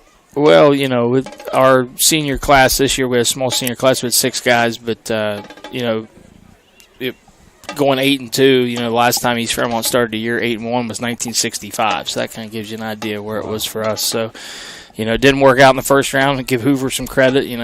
Couldn't quite finish it, but our kids played hard. And this senior class, when they were with us as freshmen, were 2-8. So, to be 8-2 and get a host playoff game, it means everything. Just like these guys tonight. I remember the 2012 team. It's great to be able to play at your home surface. So this is that's exciting. What I was getting ready to ask you. Like, it's almost similar to what these guys are doing. Coach Rapp talks about it. They won one game their freshman year, 2 games their sophomore year, and then now look what they're at now. And the same thing kind of with your group.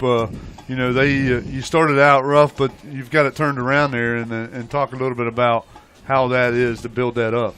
Yeah, you just got to get kids to be a part of stuff, and that's something that, when we got down there, they had 17 kids, and this year we finished with 52 kids, and that's a big part of what we do, getting kids out and getting kids to do the right things in the off-season, the weight room and all that stuff, and that'll start here in December for us. We give them a couple weeks, and then we get after it, our kids understand. I go back to when Coach Haddix was there, and you probably remember this quote. Coach Bill Haddix, he's used to coach here at Tucker County. Everybody at Tucker County knows Bill Haddix. He just tells it like it is. He said, we got to get to a point at East Fairmont where they're worried more about football than they are the band. You remember that quote? I do remember that quote. I think you got some people who play football rather than the marching band. Yeah, we got a few that do both now. We got some guys that are in the band and they still play football. So that's I thought you'd like that. Remember that? Jog your memory on that one.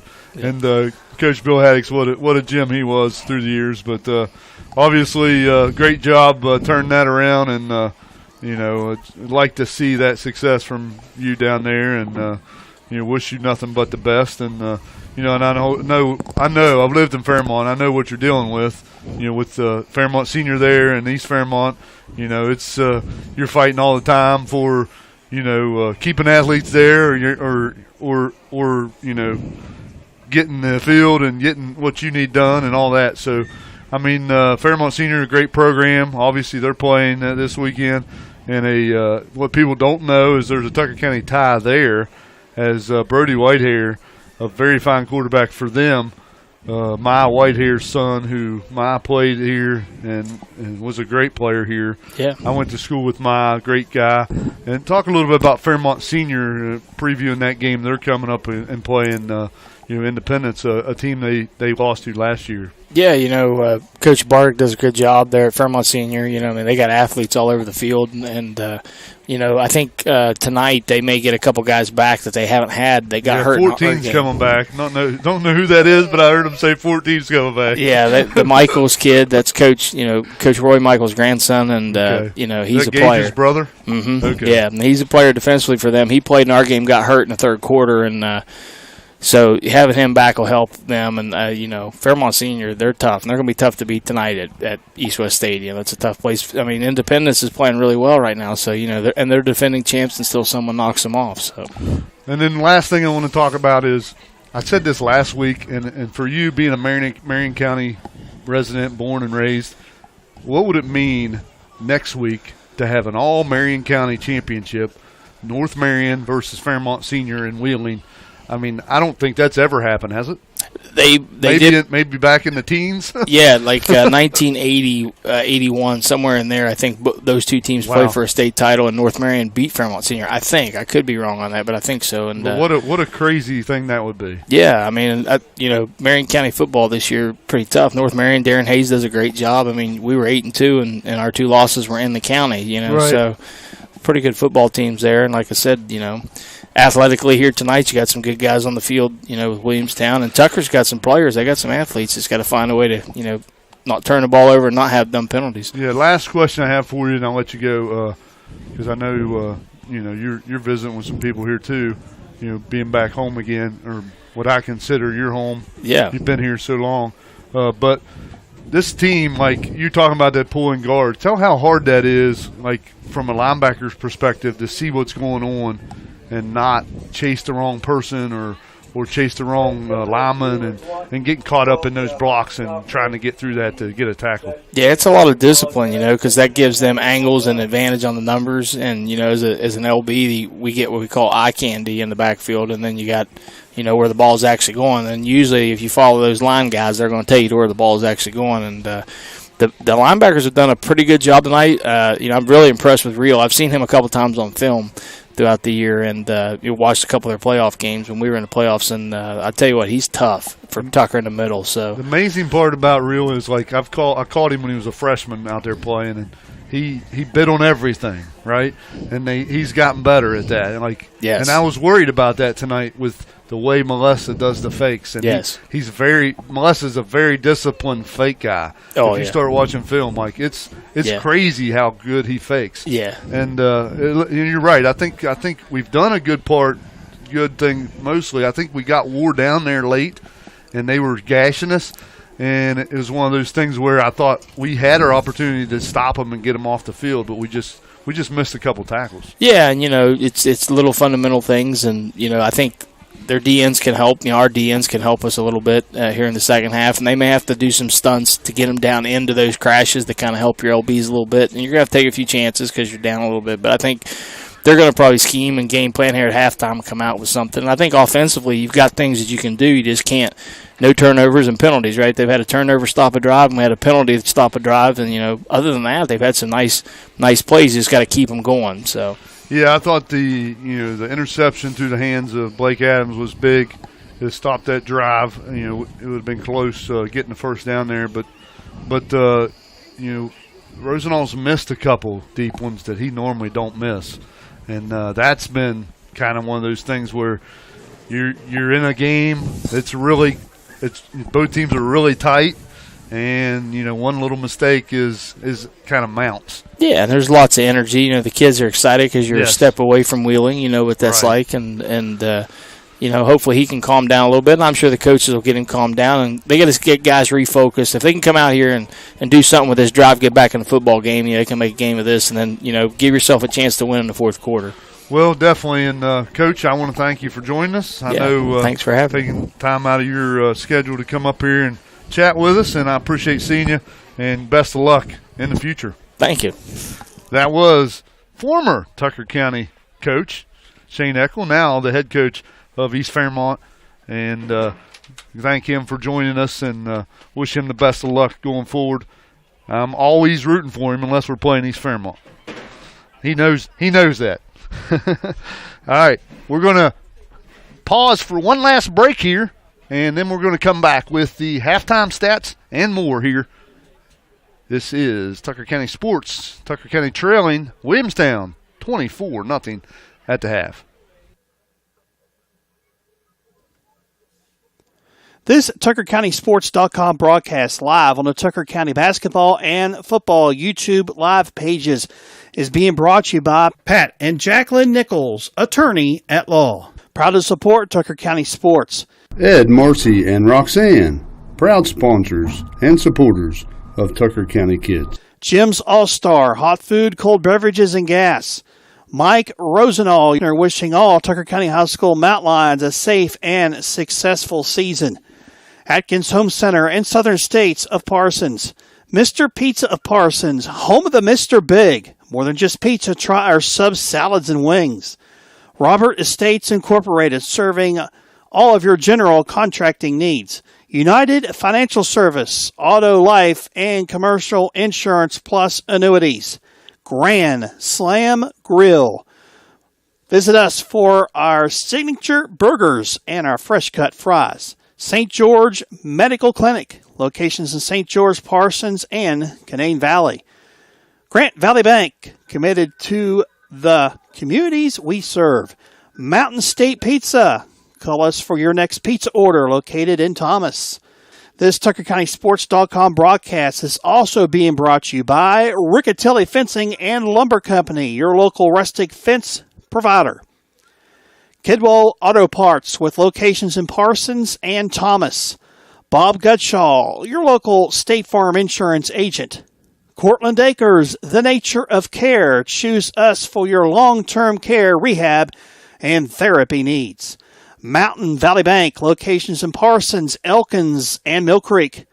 Stumptown, open daily in downtown Davis. Taggart's Valley Orthopedics, now located at Davis Medical Center in Elkins. The Paint Store, your local Benjamin Moore paint supplier.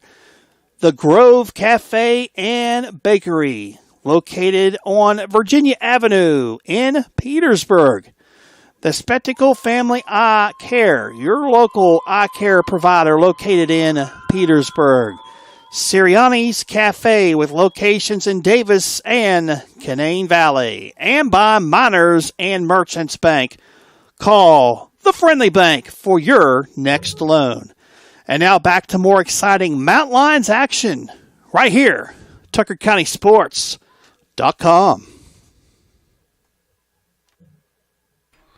All right, Dave Helmick back here with you. Halftime, Tucker County trailing 24-0. Williamstown leading. We'll go over the stats here real quick and the scoring summary. First, the scoring summary. Williamstown got on the board first in the first quarter. Won a 5-yard touchdown run by Maxwell Melissa. That came with 1:41 left in the first. 2-point conversion was good, and Williamstown led 8-0 early. And in the second quarter, another touchdown on a 2-yard run by Haynes. And with 5:56 left in the second, Williamstown went up 16-0 on the 2-point conversion being good. And then a 29-yard run by Maxwell Melissa with 2:40 left in the second quarter. And the 2-point conversion was successful to make the score what it is now, 24-0. Tucker County comes up with a stop there late in the second quarter to keep Williamstown out of the end zone once again.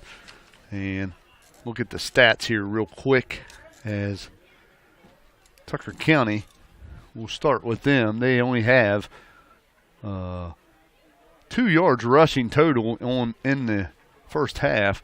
That due to a couple sacks on Ethan Rosenall. And Jared Reel had 6 carries for 7 yards. Rosenall had 3 carries for -5 yards. And Rosenall was 8 of 15 passing for 63 yards.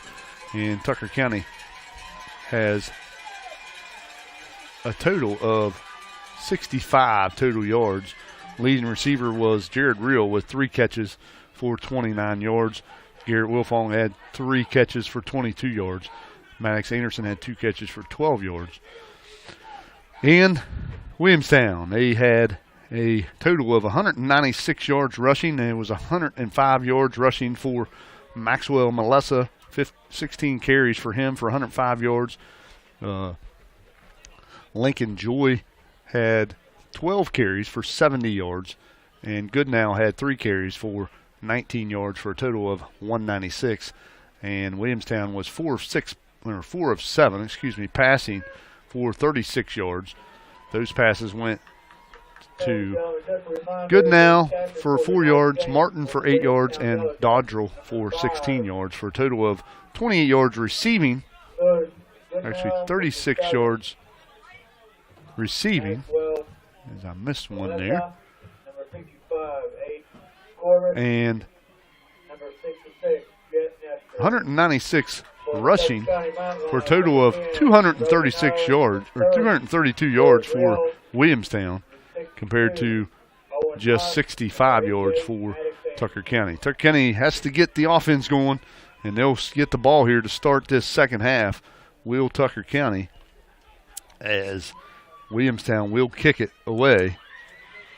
And good to see people tuning in here on YouTube, and maybe have the most we've had ever, 1.2K people tuning in. I want to thank everybody for tuning in. I also want to thank our special sponsor tonight, Taylor Law Office in Morgantown, operated by a proud graduate of Tucker County High School, Trevor Taylor.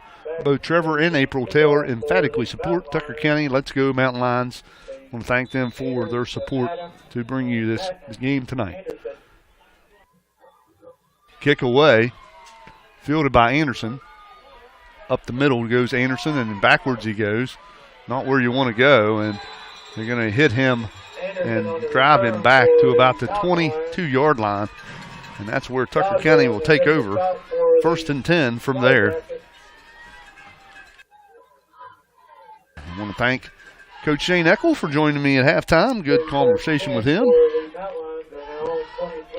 And put the ball down at the 23, actually, for Tucker County. 1st and 10 from there.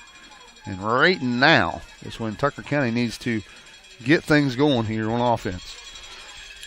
Rosenall has 2 receivers each side. He's looking to pass out to Anderson. Anderson drops the ball, incomplete. So just no rhythm here for Tucker County. Incomplete pass there. Intended for Maddox Anderson on that little bubble screen. And it's going to be 2nd down and 10.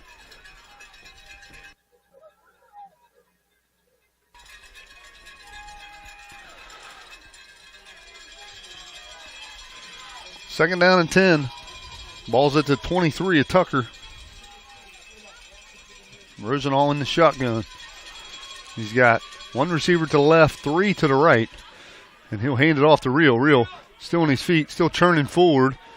And he's going to have positive yardage, and there's going to be something here. Not sure. Hopefully not a hold.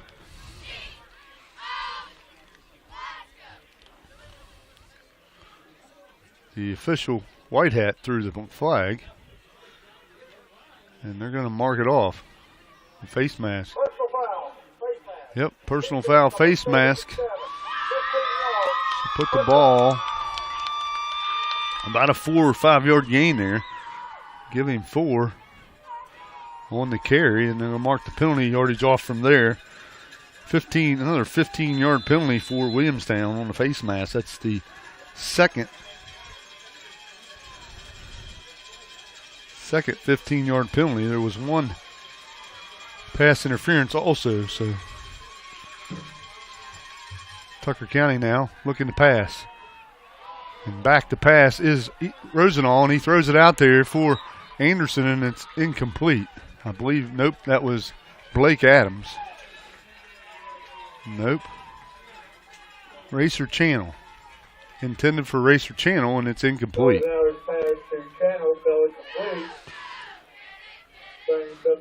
So second down and 10 for Tucker on that incomplete pass. Ball sets at the 40, what is that? The 43-yard line after the penalty. It's a 43 of Tucker. Rosenall back to pass. Out in the flat to Adams. Adams hit, and the ball's dropped, and it's going to be out of bounds. It's going to be Tucker ball. I thought that was probably an incomplete pass, but they called it complete. And they mark it back to the 38-yard line. So he caught the pass and then dropped it. Lost 5 yards. So a 5-yard loss on that pass catch by Blake Adams, and it's now third down and 16 for Tucker. Not how you want your drive to go, backwards. Here's Tucker County. In the shotgun is Rosenall. Back to pass. Looking. Got a man out there caught by Anderson. Anderson cuts it up, and he's going to be close to the first down. I think he's going to have it. Great effort by Maddox Anderson to go forward for that catch.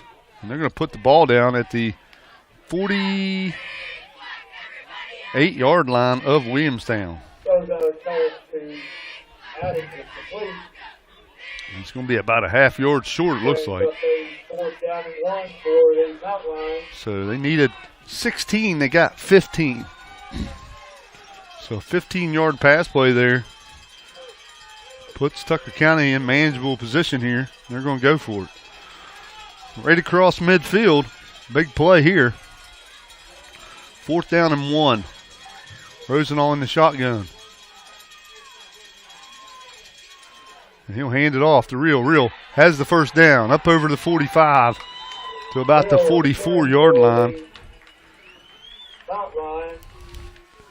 And give him 4 yards to the 44. So a good job there by the Tucker County line to get the first down and move the chains.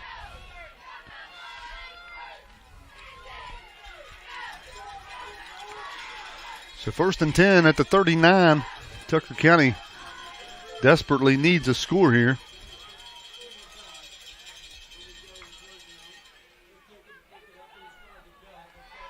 And this time, not much doing. Not much doing there for Blake Adams. Corey on the initial stop for the Yellow Jackets brings up a 2nd down and 9 for the Mount Lions. So 1 yard gain there for Adams on that carry. So put the ball up to the 38. Actually, no, that's the 40. My bad. I'm way off here. That's the 43.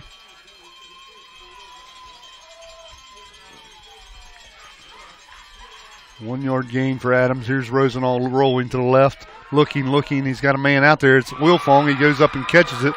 There's going to be a 15-yard penalty as they got a fumble here. And an illegal hit on Rosenall after the play. And I think they should eject the guy if it's as bad as what the penalty is in here. But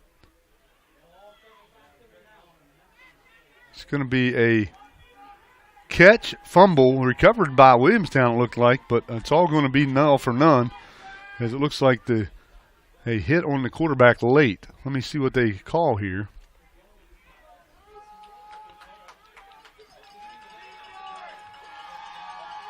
as Rosenall took a shot. Personal foul. Off the quarterback. Defense number 13. 15 yards. Another 15-yard penalty by Williamstown as they absolutely obliterated Rosenall after he threw the ball. And that play, that catch went for about 10 yards to Wilfong, but a fumble. Not sure what they ruled there, but the ball is down to the 28 of Williamstown. Now they'll throw it out to Anderson. Anderson ducks under a defender but does not get away. And ball's at the 28. And they're probably going to lose yardage on this one.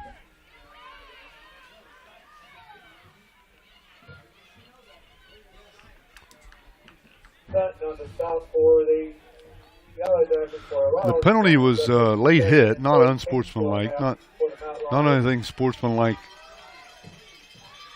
So no need for an injection. That's what I thought he called, but I was mistaken. So just a late hit on the quarterback, 15-yard penalty. Here comes Rosenall now across the middle, Anderson, and there's another violent hit. And leading with the head across the middle, Blake Anderson still down. And that's what we got to get out of this game, folks, right there. And, we have no targeting in high school football, which I think is absolutely ridiculous. We have it in college. Now they're starting to call it in the pros. And these are the youngest guys we have playing football other than Little League. And we're letting kids hit with their helmet. And right there's an example. And Blake Adams is probably done for the night, one of Tucker County's best players. And that's what I think should be out of this game. Targeting should be a thing in high school football, and it's not. They never call it. And I can say it both ways. Tucker County has done it. Williamstown's done it. I just think we need to be thinking about the health of these kids. Anyway, incomplete pass, 3rd down and 13. Rosenall looking to pass. Got a man out there. It's caught. And Reed Cosmore with the catch. And we'll see where they put it down here. And they put the ball down at the 22-yard line. So 6-yard gain there. And going quickly on 4th and 4 is Tucker, and now they're going to blow it dead. Marker on the play.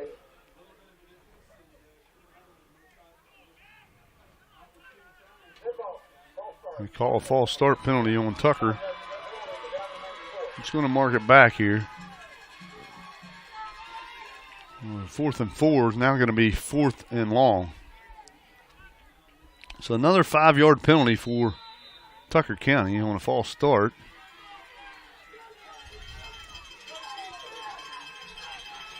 And Tucker County breaks the huddle looking at 4th and 9. Ball's at the 27-yard line.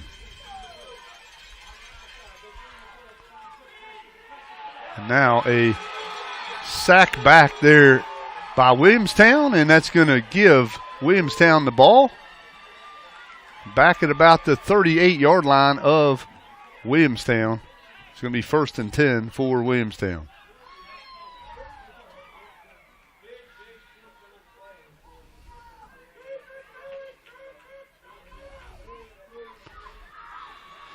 So, turnover on downs for Tucker County is going to give this Williamstown offense the ball back at the 34-yard line of Williamstown. 1st and 10. So Tucker County needed some offense, didn't get it. Now Melissa throws it out in the flat to number 10, and that is Martin. And Martin has a positive gain up to about the 40-yard line. See where they mark it here, but it's going to be 5 or 6 yard gain, and they mark it at the 40-yard line. 6-yard gain for Melissa to Martin. 2nd down and 6 from there. 7:20 and ticking on the third quarter clock. Williamstown leads at 24-0 over Tucker County. 3 receivers to the left, 1 to the right. Now Melissa will fake it and go to the left, and he has good yardage across the 50 to 45. He's hit and dropped and pushed out of bounds at about the 40 of Tucker County. It's going to move the chains for Williamstown. And they're going to mark him at the 41. 1st and 10 for Williamstown.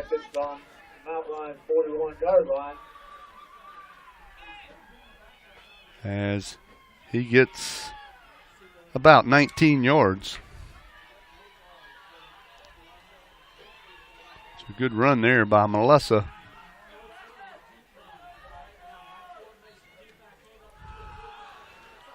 To the right side now goes Joy. Joy, another first down run up over the 30 down to about the 25-yard line. And he'll mark the ball at the 25-yard line of Tucker. Another first down run for Williamstown, this time by Joy. And that's a 16-yard run by Joy. So Williamstown rolling here. Tucker County needs a stop. Melissa in the shotgun. He'll throw it to the right, and it's complete to Goodnow. Goodnow carrying tacklers close to the marker once again, and they'll stop him short, about a yard short. Put the ball down at about the 18-yard line. But about a 7-8 yard gain there on that pass play.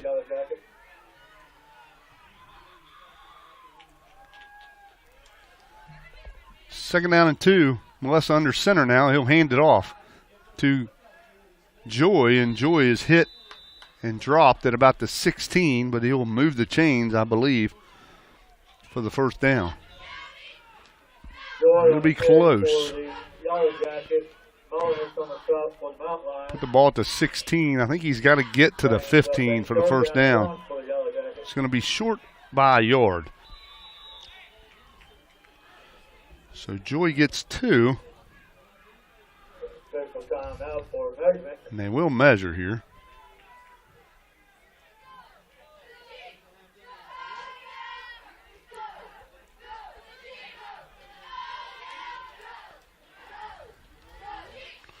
So they'll measure here, pull the chains, and it's going to be a first down for Williamstown. Looks like it. First down. They waited to announce it, but they did announce it. 1st and 10 for Williamstown. Ball sets at the 16-yard line for the Yellow Jackets. As Williamstown in complete control of this game and about to threaten to score again inside the red zone of Tucker County here. Melissa in the shotgun. He's got 2 receivers to each side. Back to pass. Melissa in the corner, touchdown. And that complete to number 11, Dodgerell, from 16 yards out for the touchdown. So 16-yard touchdown pass from Melissa to Dodgerell. Ups the Williamstown lead to 30-0. 2-point conversion to come here for the Yellow Jackets.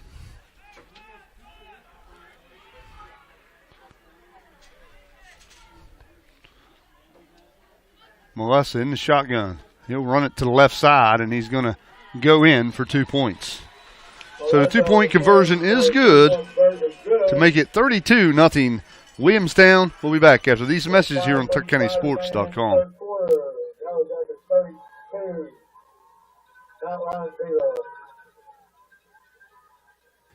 This TuckerCountySports.com broadcast live on the Tucker County High School football and basketball YouTube live page is being brought to you by Pat and Jacqueline Nichols, attorney at law, Jim's All-Star, Mike Rosenall, Atkins Home Center in Southern States of Parsons, Mr. Pizza of Parsons, Robert Estates Incorporated, United Financial Service, Grand Slam Grill, St. George Medical Clinic, Grant County Bank, Ed, Marcy, and Roxanne. Mountain State Pizza, and now back to more exciting action right here on TuckerCountySports.com.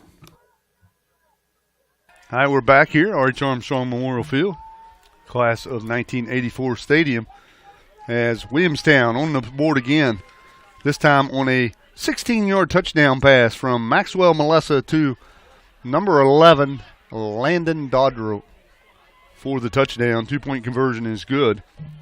And with 5:29 left in the third, Williamstown in complete control here, 32-0 over Tucker County. This broadcast brought to you by Taylor Law Office, operated by a proud Tucker County graduate. And kickoff, proud Tucker County graduate Trevor Taylor.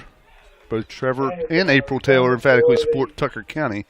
Let's go Mountain Lions, and they're the reason you're watching this broadcast today, as they have stepped up and sponsored this, along with the other sponsors you're hearing on this broadcast. Also, St. George Medical Clinic, I want to thank them for the video throughout the season and through basketball season. Tucker County takes over here at the 35-yard line, their own 35, 1st and 10. Rosenall in the shotgun, 3 receivers to the right, 1 to the left.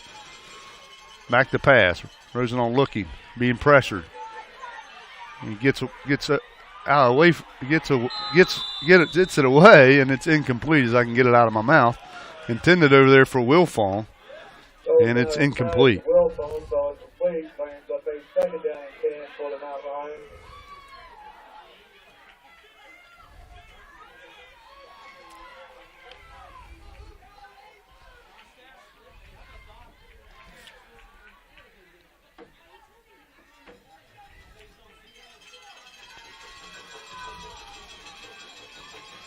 All right, 2nd down and 10, Tucker County. Rosenall in the shotgun, looking to pass. Screen out there to Real. Real has a blocker. He's at the 40, to the 45, to the 50, to the 45, to the 30, to the 10, 5. He's going to score. Touchdown, Tucker County on a screen pass. And Tucker County gets on the board with a 65-yard screen pass to Real for the touchdown. So good job there by Jared Real. Made a few people miss there on the left side and takes it to the house for the touchdown. So just what the doctor orders for Tucker County. Needed some positivity. They got it there as the screen pass goes for 65 yards for the touchdown to put Tucker County on the board. 2-point conversion coming here for Tucker County. 5 minutes left in the third quarter. 3 receivers to the right, 1 to the left for Rosenall in the shotgun here on the 2-point attempt. He'll fake the handoff to Real. Running is Rosenall, and into the end zone for the 2-point conversion is Wilfong. Rosenall to Wilfong. The 2-point is good, and Tucker County is on the board. 32-8. Williamstown leads it. We'll be back after these messages here on TuckerCountySports.com.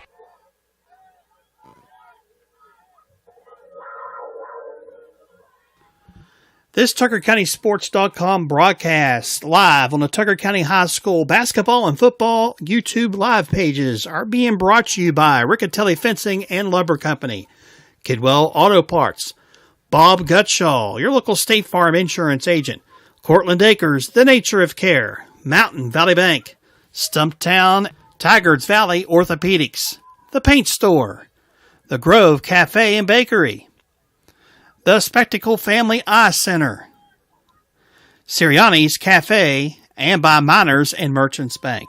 And now back to more exciting Tucker County action right here on TuckerCountySports.com.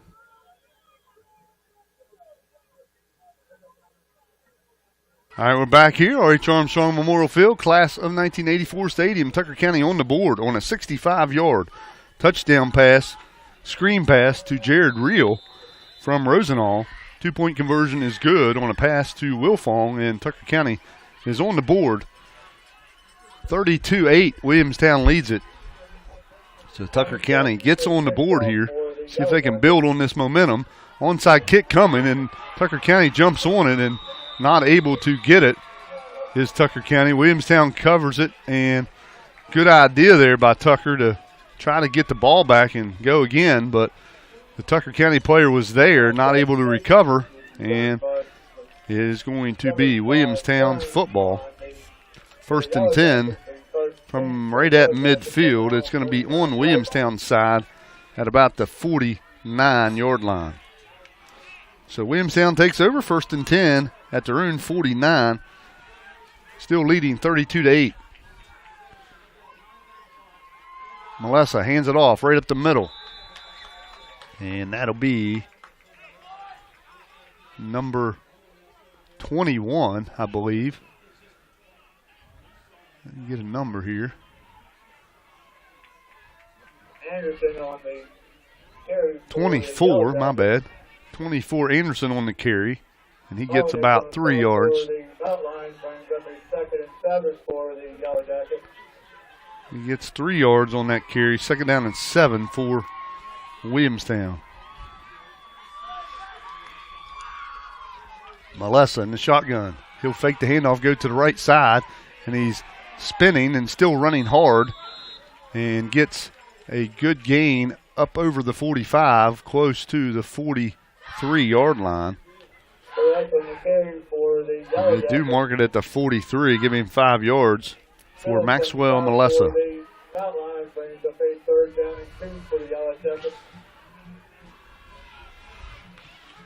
So 5 yards for Melissa. Makes it 3rd and 2 for Williamstown. 2 receivers to the left.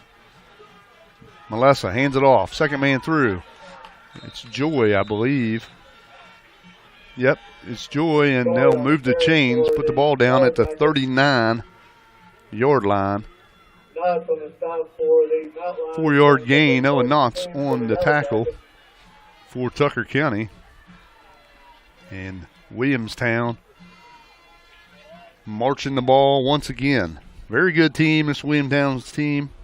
Very good at running the football and very good defense. A very tall task for this Tucker County team, and we knew that coming in, and Williamstown has dominated this game so far.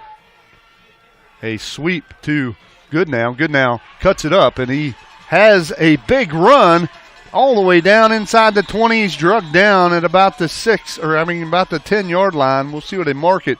It'll probably be about the 12 or 13. Actually, they put him back to the 14. But a good run by Goodnow on that toss sweep play. All the way down to the 14, so it's a 25-yard run. Up the middle is the runner, and it is Melissa. And Melissa carries it all the way down inside the 5 to about the 4-yard line. Put it down to the 4. 14 to the 4, that's 10 yards. 1st and goal from the 4 for Williamstown. The Yellow Jackets looking to score once again here on this Mountain Lions defense. 2 receivers to each side for Melissa in the shotgun. And he'll hand it off on the jet sweep to Goodnow, and he walks in for the touchdown. So Williamstown answers the Tucker County touchdown with a 4-yard touchdown run by Goodnow. And Williamstown strikes again from 4 yards out. 2-point conversion to come here.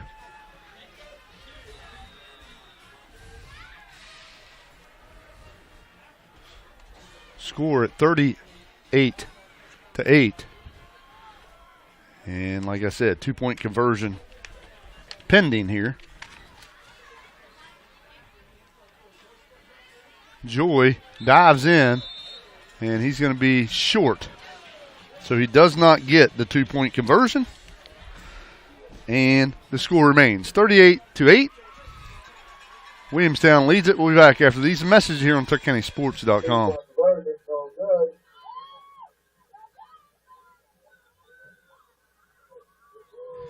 This TuckerCountySports.com broadcast live on the Tucker County High School football and basketball YouTube live page is being brought to you by Pat and Jacqueline Nichols, attorney at law. Jim's All-Star, Mike Rosenall, Atkins Home Center in Southern States of Parsons, Mr. Pizza of Parsons, Robert Estates Incorporated, United Financial Service, Grand Slam Grill, St. George Medical Clinic, Grant County Bank, Ed, Marcy, and Roxanne. Mountain State Pizza, and now back to more exciting action right here on TuckerCountySports.com. Back here at R.H. Armstrong Memorial Field, class of 1984 stadium, as Williamstown answers the Tucker County touchdown with one of their own on 4-yard touchdown run by Goodnow, and kick is away by Williamstown, fielded by the up man for Tucker County. That is Mikey Mitchell, and he'll kneel the ball on the short kick. And the 2-point.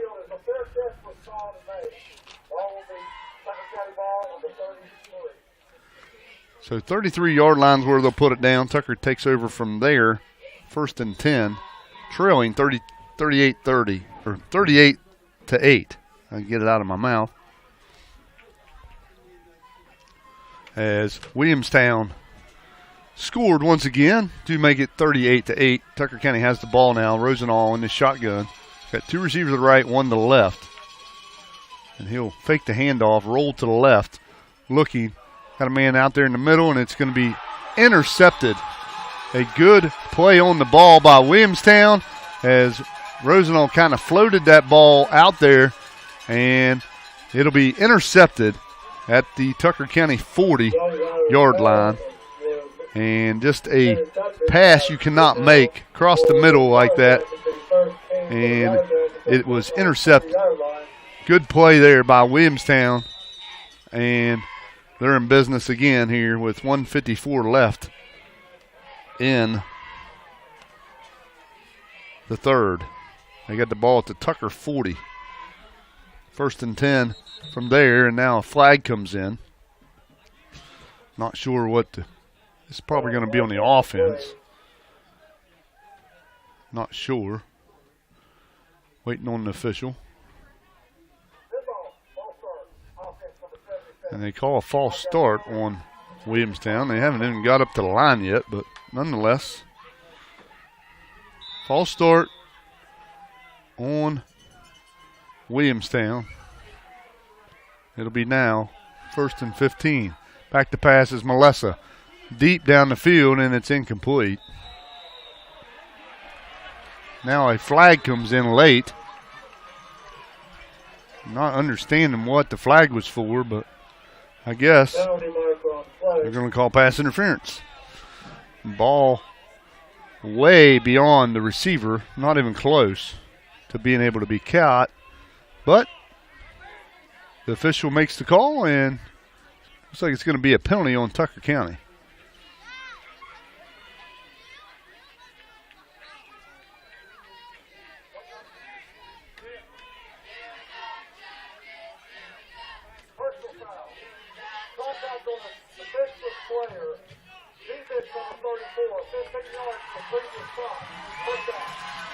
A 15-yard penalty on Tucker. As I turned my head, they said it was a hit on a defensive player. I must have missed that. I apologize. I looked down for the stats, and it's a 15-yard penalty against Tucker. Is going to move the ball on the incomplete pass. Now a run by Williamstown. And this time by Joy. And Joy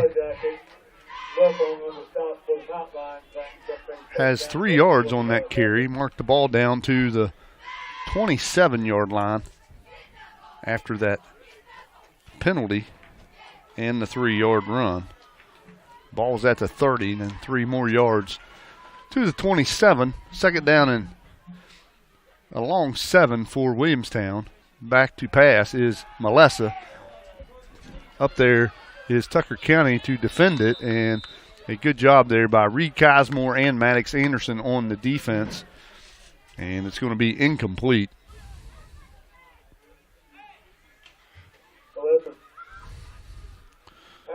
So incomplete on that pass.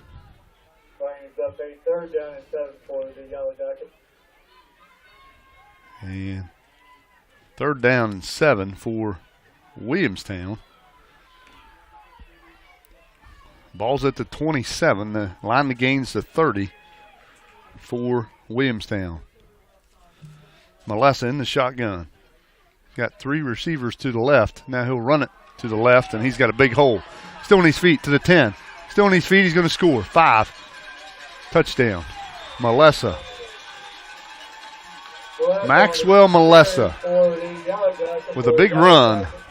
This time from 27 yards out for the score for Williamstown. And Williamstown in complete cruise control here. Up 44-8. And looking for 2 points here to come. Actually, they're going to kick the extra point this time.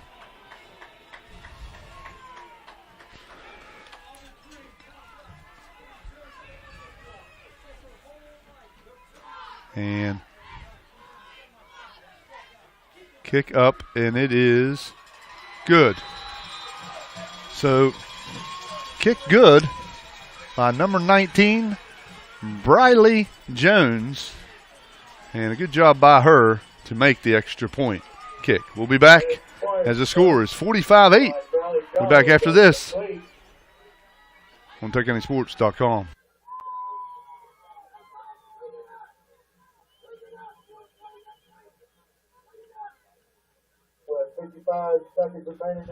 This TuckerCountySports.com broadcast live on the Tucker County High School basketball and football YouTube live pages are being brought to you by Riccatelli Fencing and Lumber Company, Kidwell Auto Parts, Bob Gutshaw, your local State Farm insurance agent, Cortland Acres, The Nature of Care, Mountain Valley Bank, Stumptown, Tigard's Valley Orthopedics, The Paint Store, The Grove Cafe and Bakery, The Spectacle Family Eye Center, Sirianni's Cafe, and by Miners and Merchants Bank. And now back to more exciting Tucker County action right here on TuckerCountySports.com. All right, we're back here. Kickoff away. Maddox Anderson has it, and he'll take it up over the 35. And now tempers flaring, and flags flying everywhere. And there's going to be some people affected here, and if you're Williamstown, you don't want to get too crazy here because you got a game to play next week, and you don't want to get ejected. And tempers being tossed here, and another flag flying. Not sure what this is all going to be sorted out here, but it's definitely gotten crazy here as over there on the sideline was the tackle made, and then after that, tempers flared, and I think majority of these penalties are probably going to be on Tucker County, but we will see as the referees in a conference over there, and a real late penalty. Not sure who that one was going to be on. Maybe somebody over there said something on the Tucker sideline, but nonetheless, we'll sort this out as I go over that last score. Maxwell Melissa on a 27-yard touchdown run on that last play for Williamstown, and that puts him up to 166 yards rushing on the evening on 20 carries. And referee's still talking over there. And a lot to go here.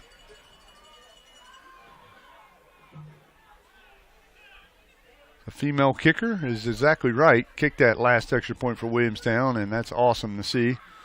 As excited for her to kick that extra point in the playoff semifinals. And now, ball is setting at the 34-yard line of Tucker. Make a note of that because here's the call by the official.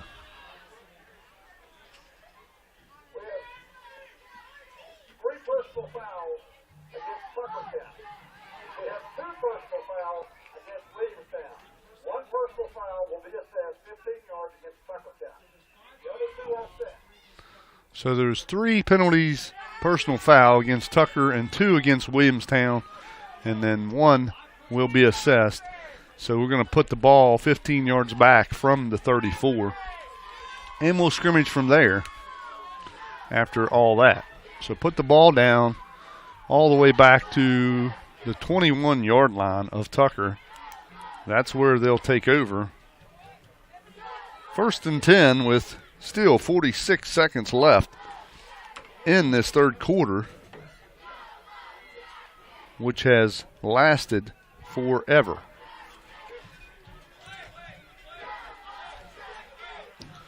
So the ball's at the 21. 1st and 10 for Tucker. 46 seconds left in the third quarter. 45-8. Williamstown leads the Mountain Lions. Rosenall in the shotgun. He's got 2 receivers to the right and 2 to the left.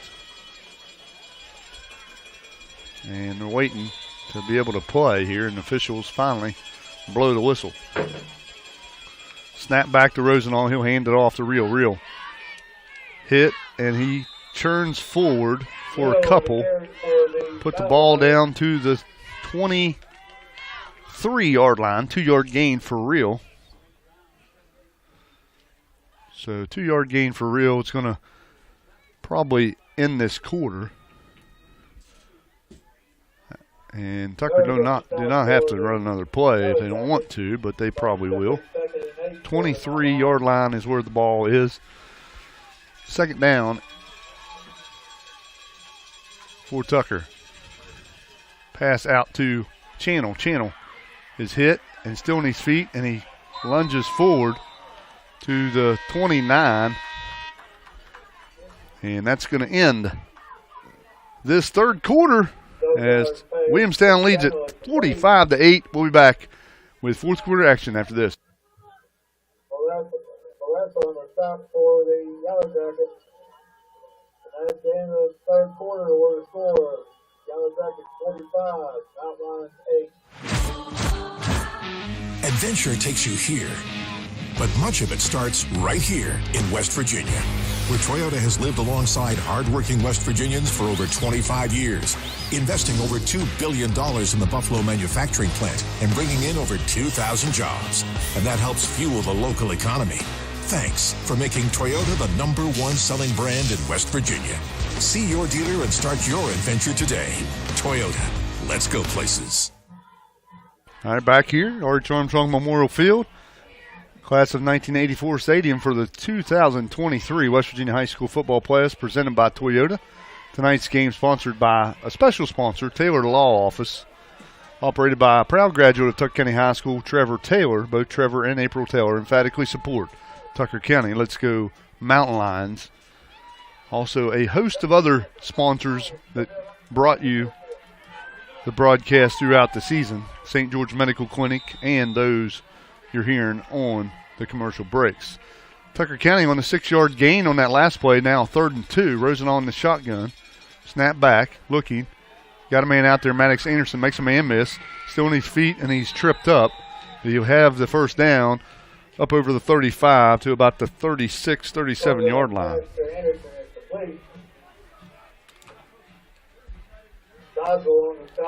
They put it down at the 37-yard line, so that's an 8-yard gain for Anderson. Tucker ready to go again. Pass out there to Channel, I believe. Yep. Racer Channel with the catch. Goes out pass to Channel is complete. They put the ball Haynes on the stop for up to the Yellow Jackets. 42. 5-yard gain to Channel. Now he throws it across to Goes out Reed pass to Cosmore, and it's incomplete. Brings up a 3rd down and 5 for the Mountain Lions. So incomplete pass there across the middle, intended for Cosmore. It's going to bring up 3rd down and 5.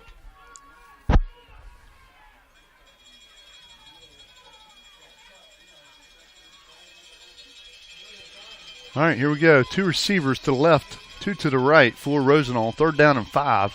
Empty backfield. Rosenall looking to pass, being flushed out of the pocket, and he's hit. As he threw the ball, it's going to be incomplete. It's going to be 4th down for Tucker County. 4th down and 5 for the Mountain Lions. 4th down and 5 for Tucker. 10:05. And clock ticking here.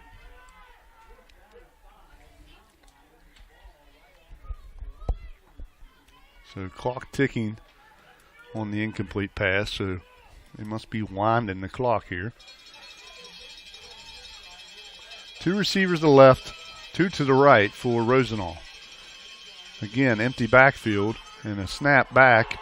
And Rosenall picks it up, and he's going to be hit and dropped for a loss. So snap not able to be handled by Rosenall. And it's going to be a big loss for Tucker all the way back to the 31-yard line. For a loss, brings up a 3rd and 10 for the Yellow Jackets. Mountain Lions turnover on down. So they put the ball down at the 31 of Tucker. It'll be 1st and 10 for Williamstown from there. And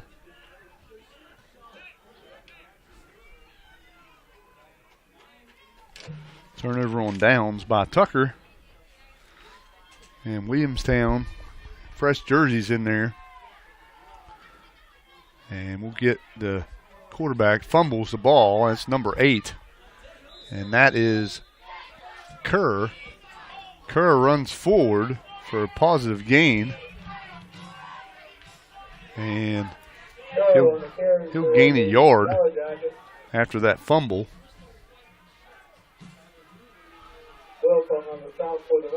So 1 yard gain there. Put the ball up to the 30-yard line. It'll be 2nd down and 9. Kerr in the quarterback position. And he'll hand it off to number 20. And that is Gavin Buck with the carry. And he gets no yards. Put the ball back to the 31. Actually the 30. Now they're marking it back to the 31. But no gain there. It's going to be 3rd down and 9.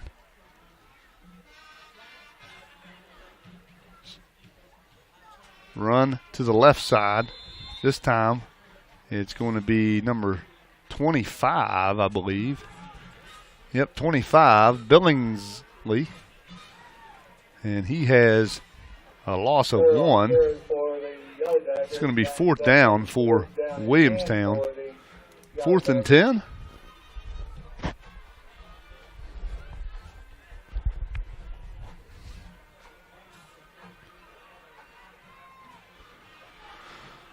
So 4th down and 10 here. Williamstown in the shotgun.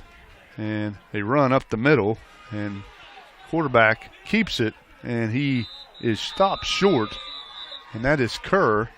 We got a flag on the play, maybe.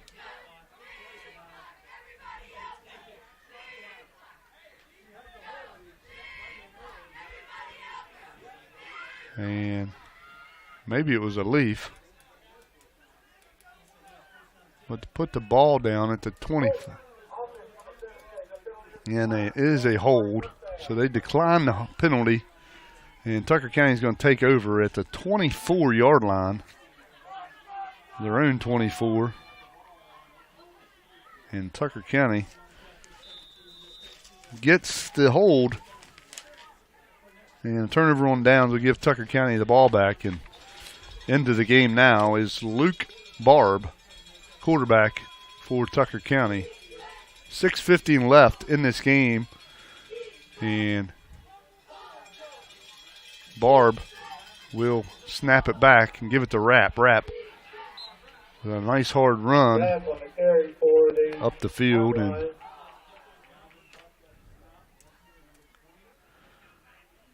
And we'll see what yardage they give him, but Rapp gets 2 yards up to the 26.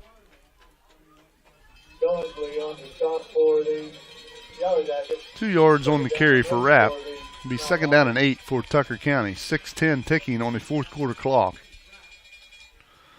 Barb, he'll hand it off to George. George running hard on the right side.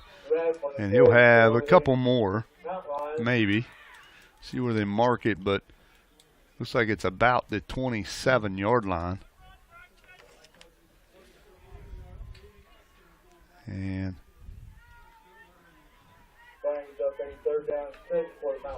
they put the ball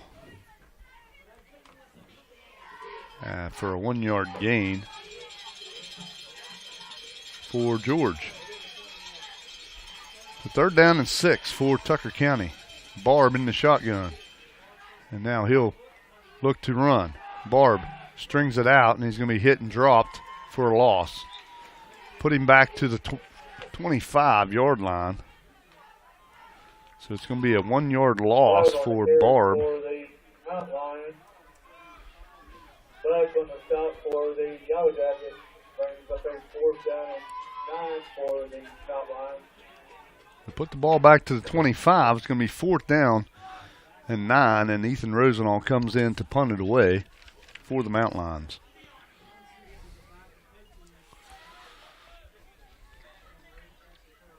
So Rosenall snap high, get it away, barely does he get the punt away, and a short punt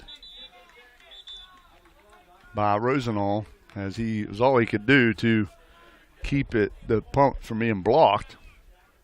And Williamstown will take over inside Tucker County territory.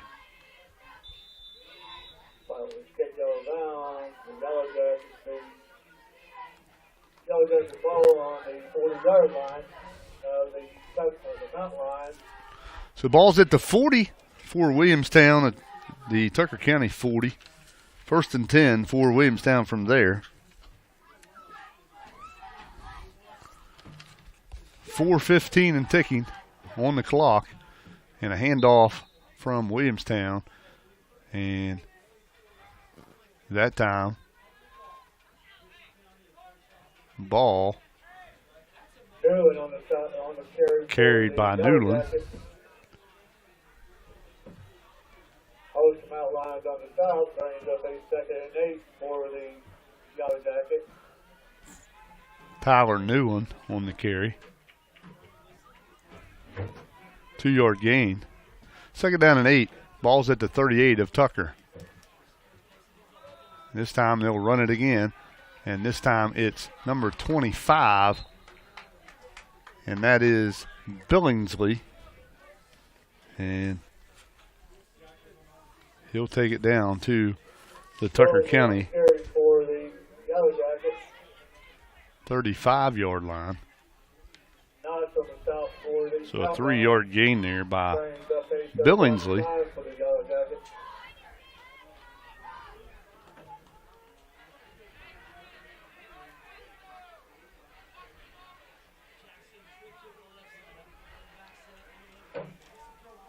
Snap back to the quarterback, and he takes it on a nice run up to the 25, and that's number 8 in there, quarterback Jackson Kerr, and he's going to move the chains for Williamstown as the ball goes all the way down to the Tucker County 25-yard line on a 10-yard gain.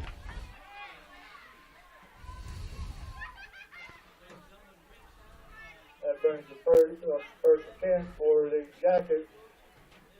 And first down and 10 for Williamstown. Ball's inside the Tucker County 25-yard line. 2:17 left in this game. And handoff to Buck for a couple more for Williamstown. And that will be a couple more yards for this Williamstown second string unit in there. 3 yards on that carry. Ball's at the 22 for the Yellow Jackets, who will advance to the championship team. They will advance next week and play the winner of Greenbrier West and James Monroe for the Class A championship. And another run by Buck puts the ball for another first down for Williamstown. And now the first unit coming back in to kneel it, I believe, for this Yellow Jackets team. 9-yard gain there. And Williamstown comes in. First unit will take the snap. Actually, quarterback number 4, Hessen, will take the snap. And he will kneel it once. And one more time will do it. And may not even have to do it. Nope, he don't even have to kneel it. Williamstown gets the win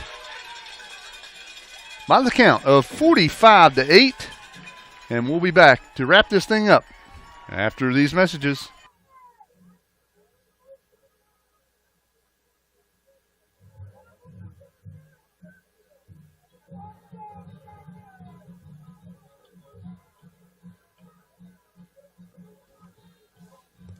This TuckerCountySports.com broadcast live on the Tucker County basketball and football YouTube live pages is being brought to you by Pat and Jacqueline Nichols, attorney at law. Proud to support Tucker County Sports.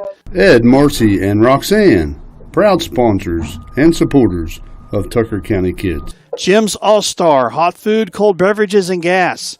Mike Rosenall are wishing all Tucker County High School Mountain Lions a safe and successful season. Atkins Home Center and Southern States of Parsons. Mr. Pizza of Parsons, home of the Mr. Big. More than just pizza, try our subs, salads, and wings. Robert Estates Incorporated, serving all of your general contracting needs. United Financial Service, auto, life, and commercial insurance plus annuities. Grand Slam Grill. Visit us for our signature burgers and our fresh cut fries. St. George Medical Clinic, locations in St. George, Parsons, and Canaan Valley. Grant Valley Bank, committed to the communities we serve. Mountain State Pizza, call us for your next pizza order, located in Thomas.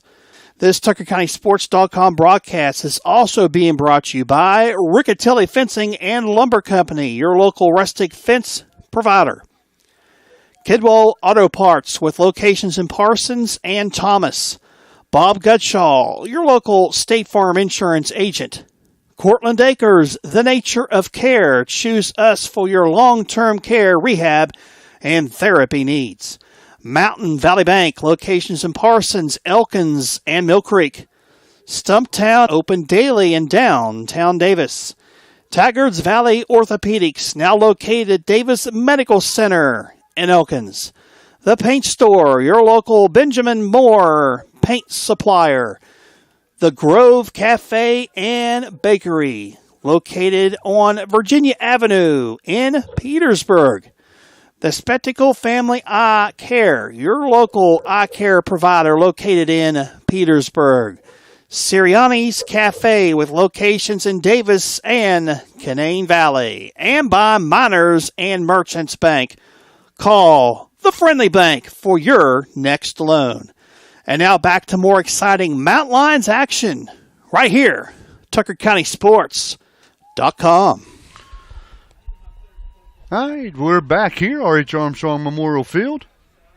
Class of 1984 stadium, as Williamstown has defeated the Tucker County Mountain Lions 45-8 to move on to the championship game next week. Williamstown will play the winner of James Monroe and Greenbrier West. We want to thank tonight's game sponsor, and that's Taylor Law Office, operated by proud graduate of Tucker County High School, Trevor Taylor. Both Trevor and April Taylor emphatically support Tucker County. Let's go Mountain Lions, and thank you to Taylor Law Office for being able to stream this game tonight, as Tucker County falls to 12-1 on the season and end their season at 12-1. Williamstown goes to 13-0 and will play for the state championship once again next year, or like they did last year, this year. And a great team is Williamstown, not taking away from anything from them. This Tucker County team had a great year, and this just ran into a buzzsaw of a team, and we knew what we were up against tonight, and Williamstown did exactly what we thought. They ran the ball with efficiency, passed the ball with efficiency, played defense with efficiency. A very good team is this Williamstown Yellow Jacket team, and I wish them nothing but luck in next week's game, as everybody I talked to before the game was nothing but respectful for me. And I appreciate the coach, Coach Beck, and all the conversation I had with him to begin with, and before the game, and talking to me and giving me the roster updates and all that. I want to wish them good luck and going forward. This Tucker County team had a great year, and they had some terrific seniors on this team. Ethan Rosenall, the quarterback, a great player for 4 years for Tucker County. Blake Adams, also a great player for 4 years. Racer Channel, also the same thing, a great player the last 4 years here. Gavin Mollinex, a excellent player here at Tucker County High School. Owen Knotts, also a great player. Hunter Ware, a good player. And Aiden Kirk, and not last but not least, Maddox Anderson, a great career here at Tucker County High School. And hate to see them guys go, but keep your heads held up high, boys. You guys had a great career. One win their freshman year, 2 wins their sophomore year, and then turning it around the last 2 years, as they go 9-2 last year and 12-1 this year is this Tucker County team. All right, quickly, let's wrap up this stats. First, for the losing team, Tucker County, they ended the night with just 16 yards rushing.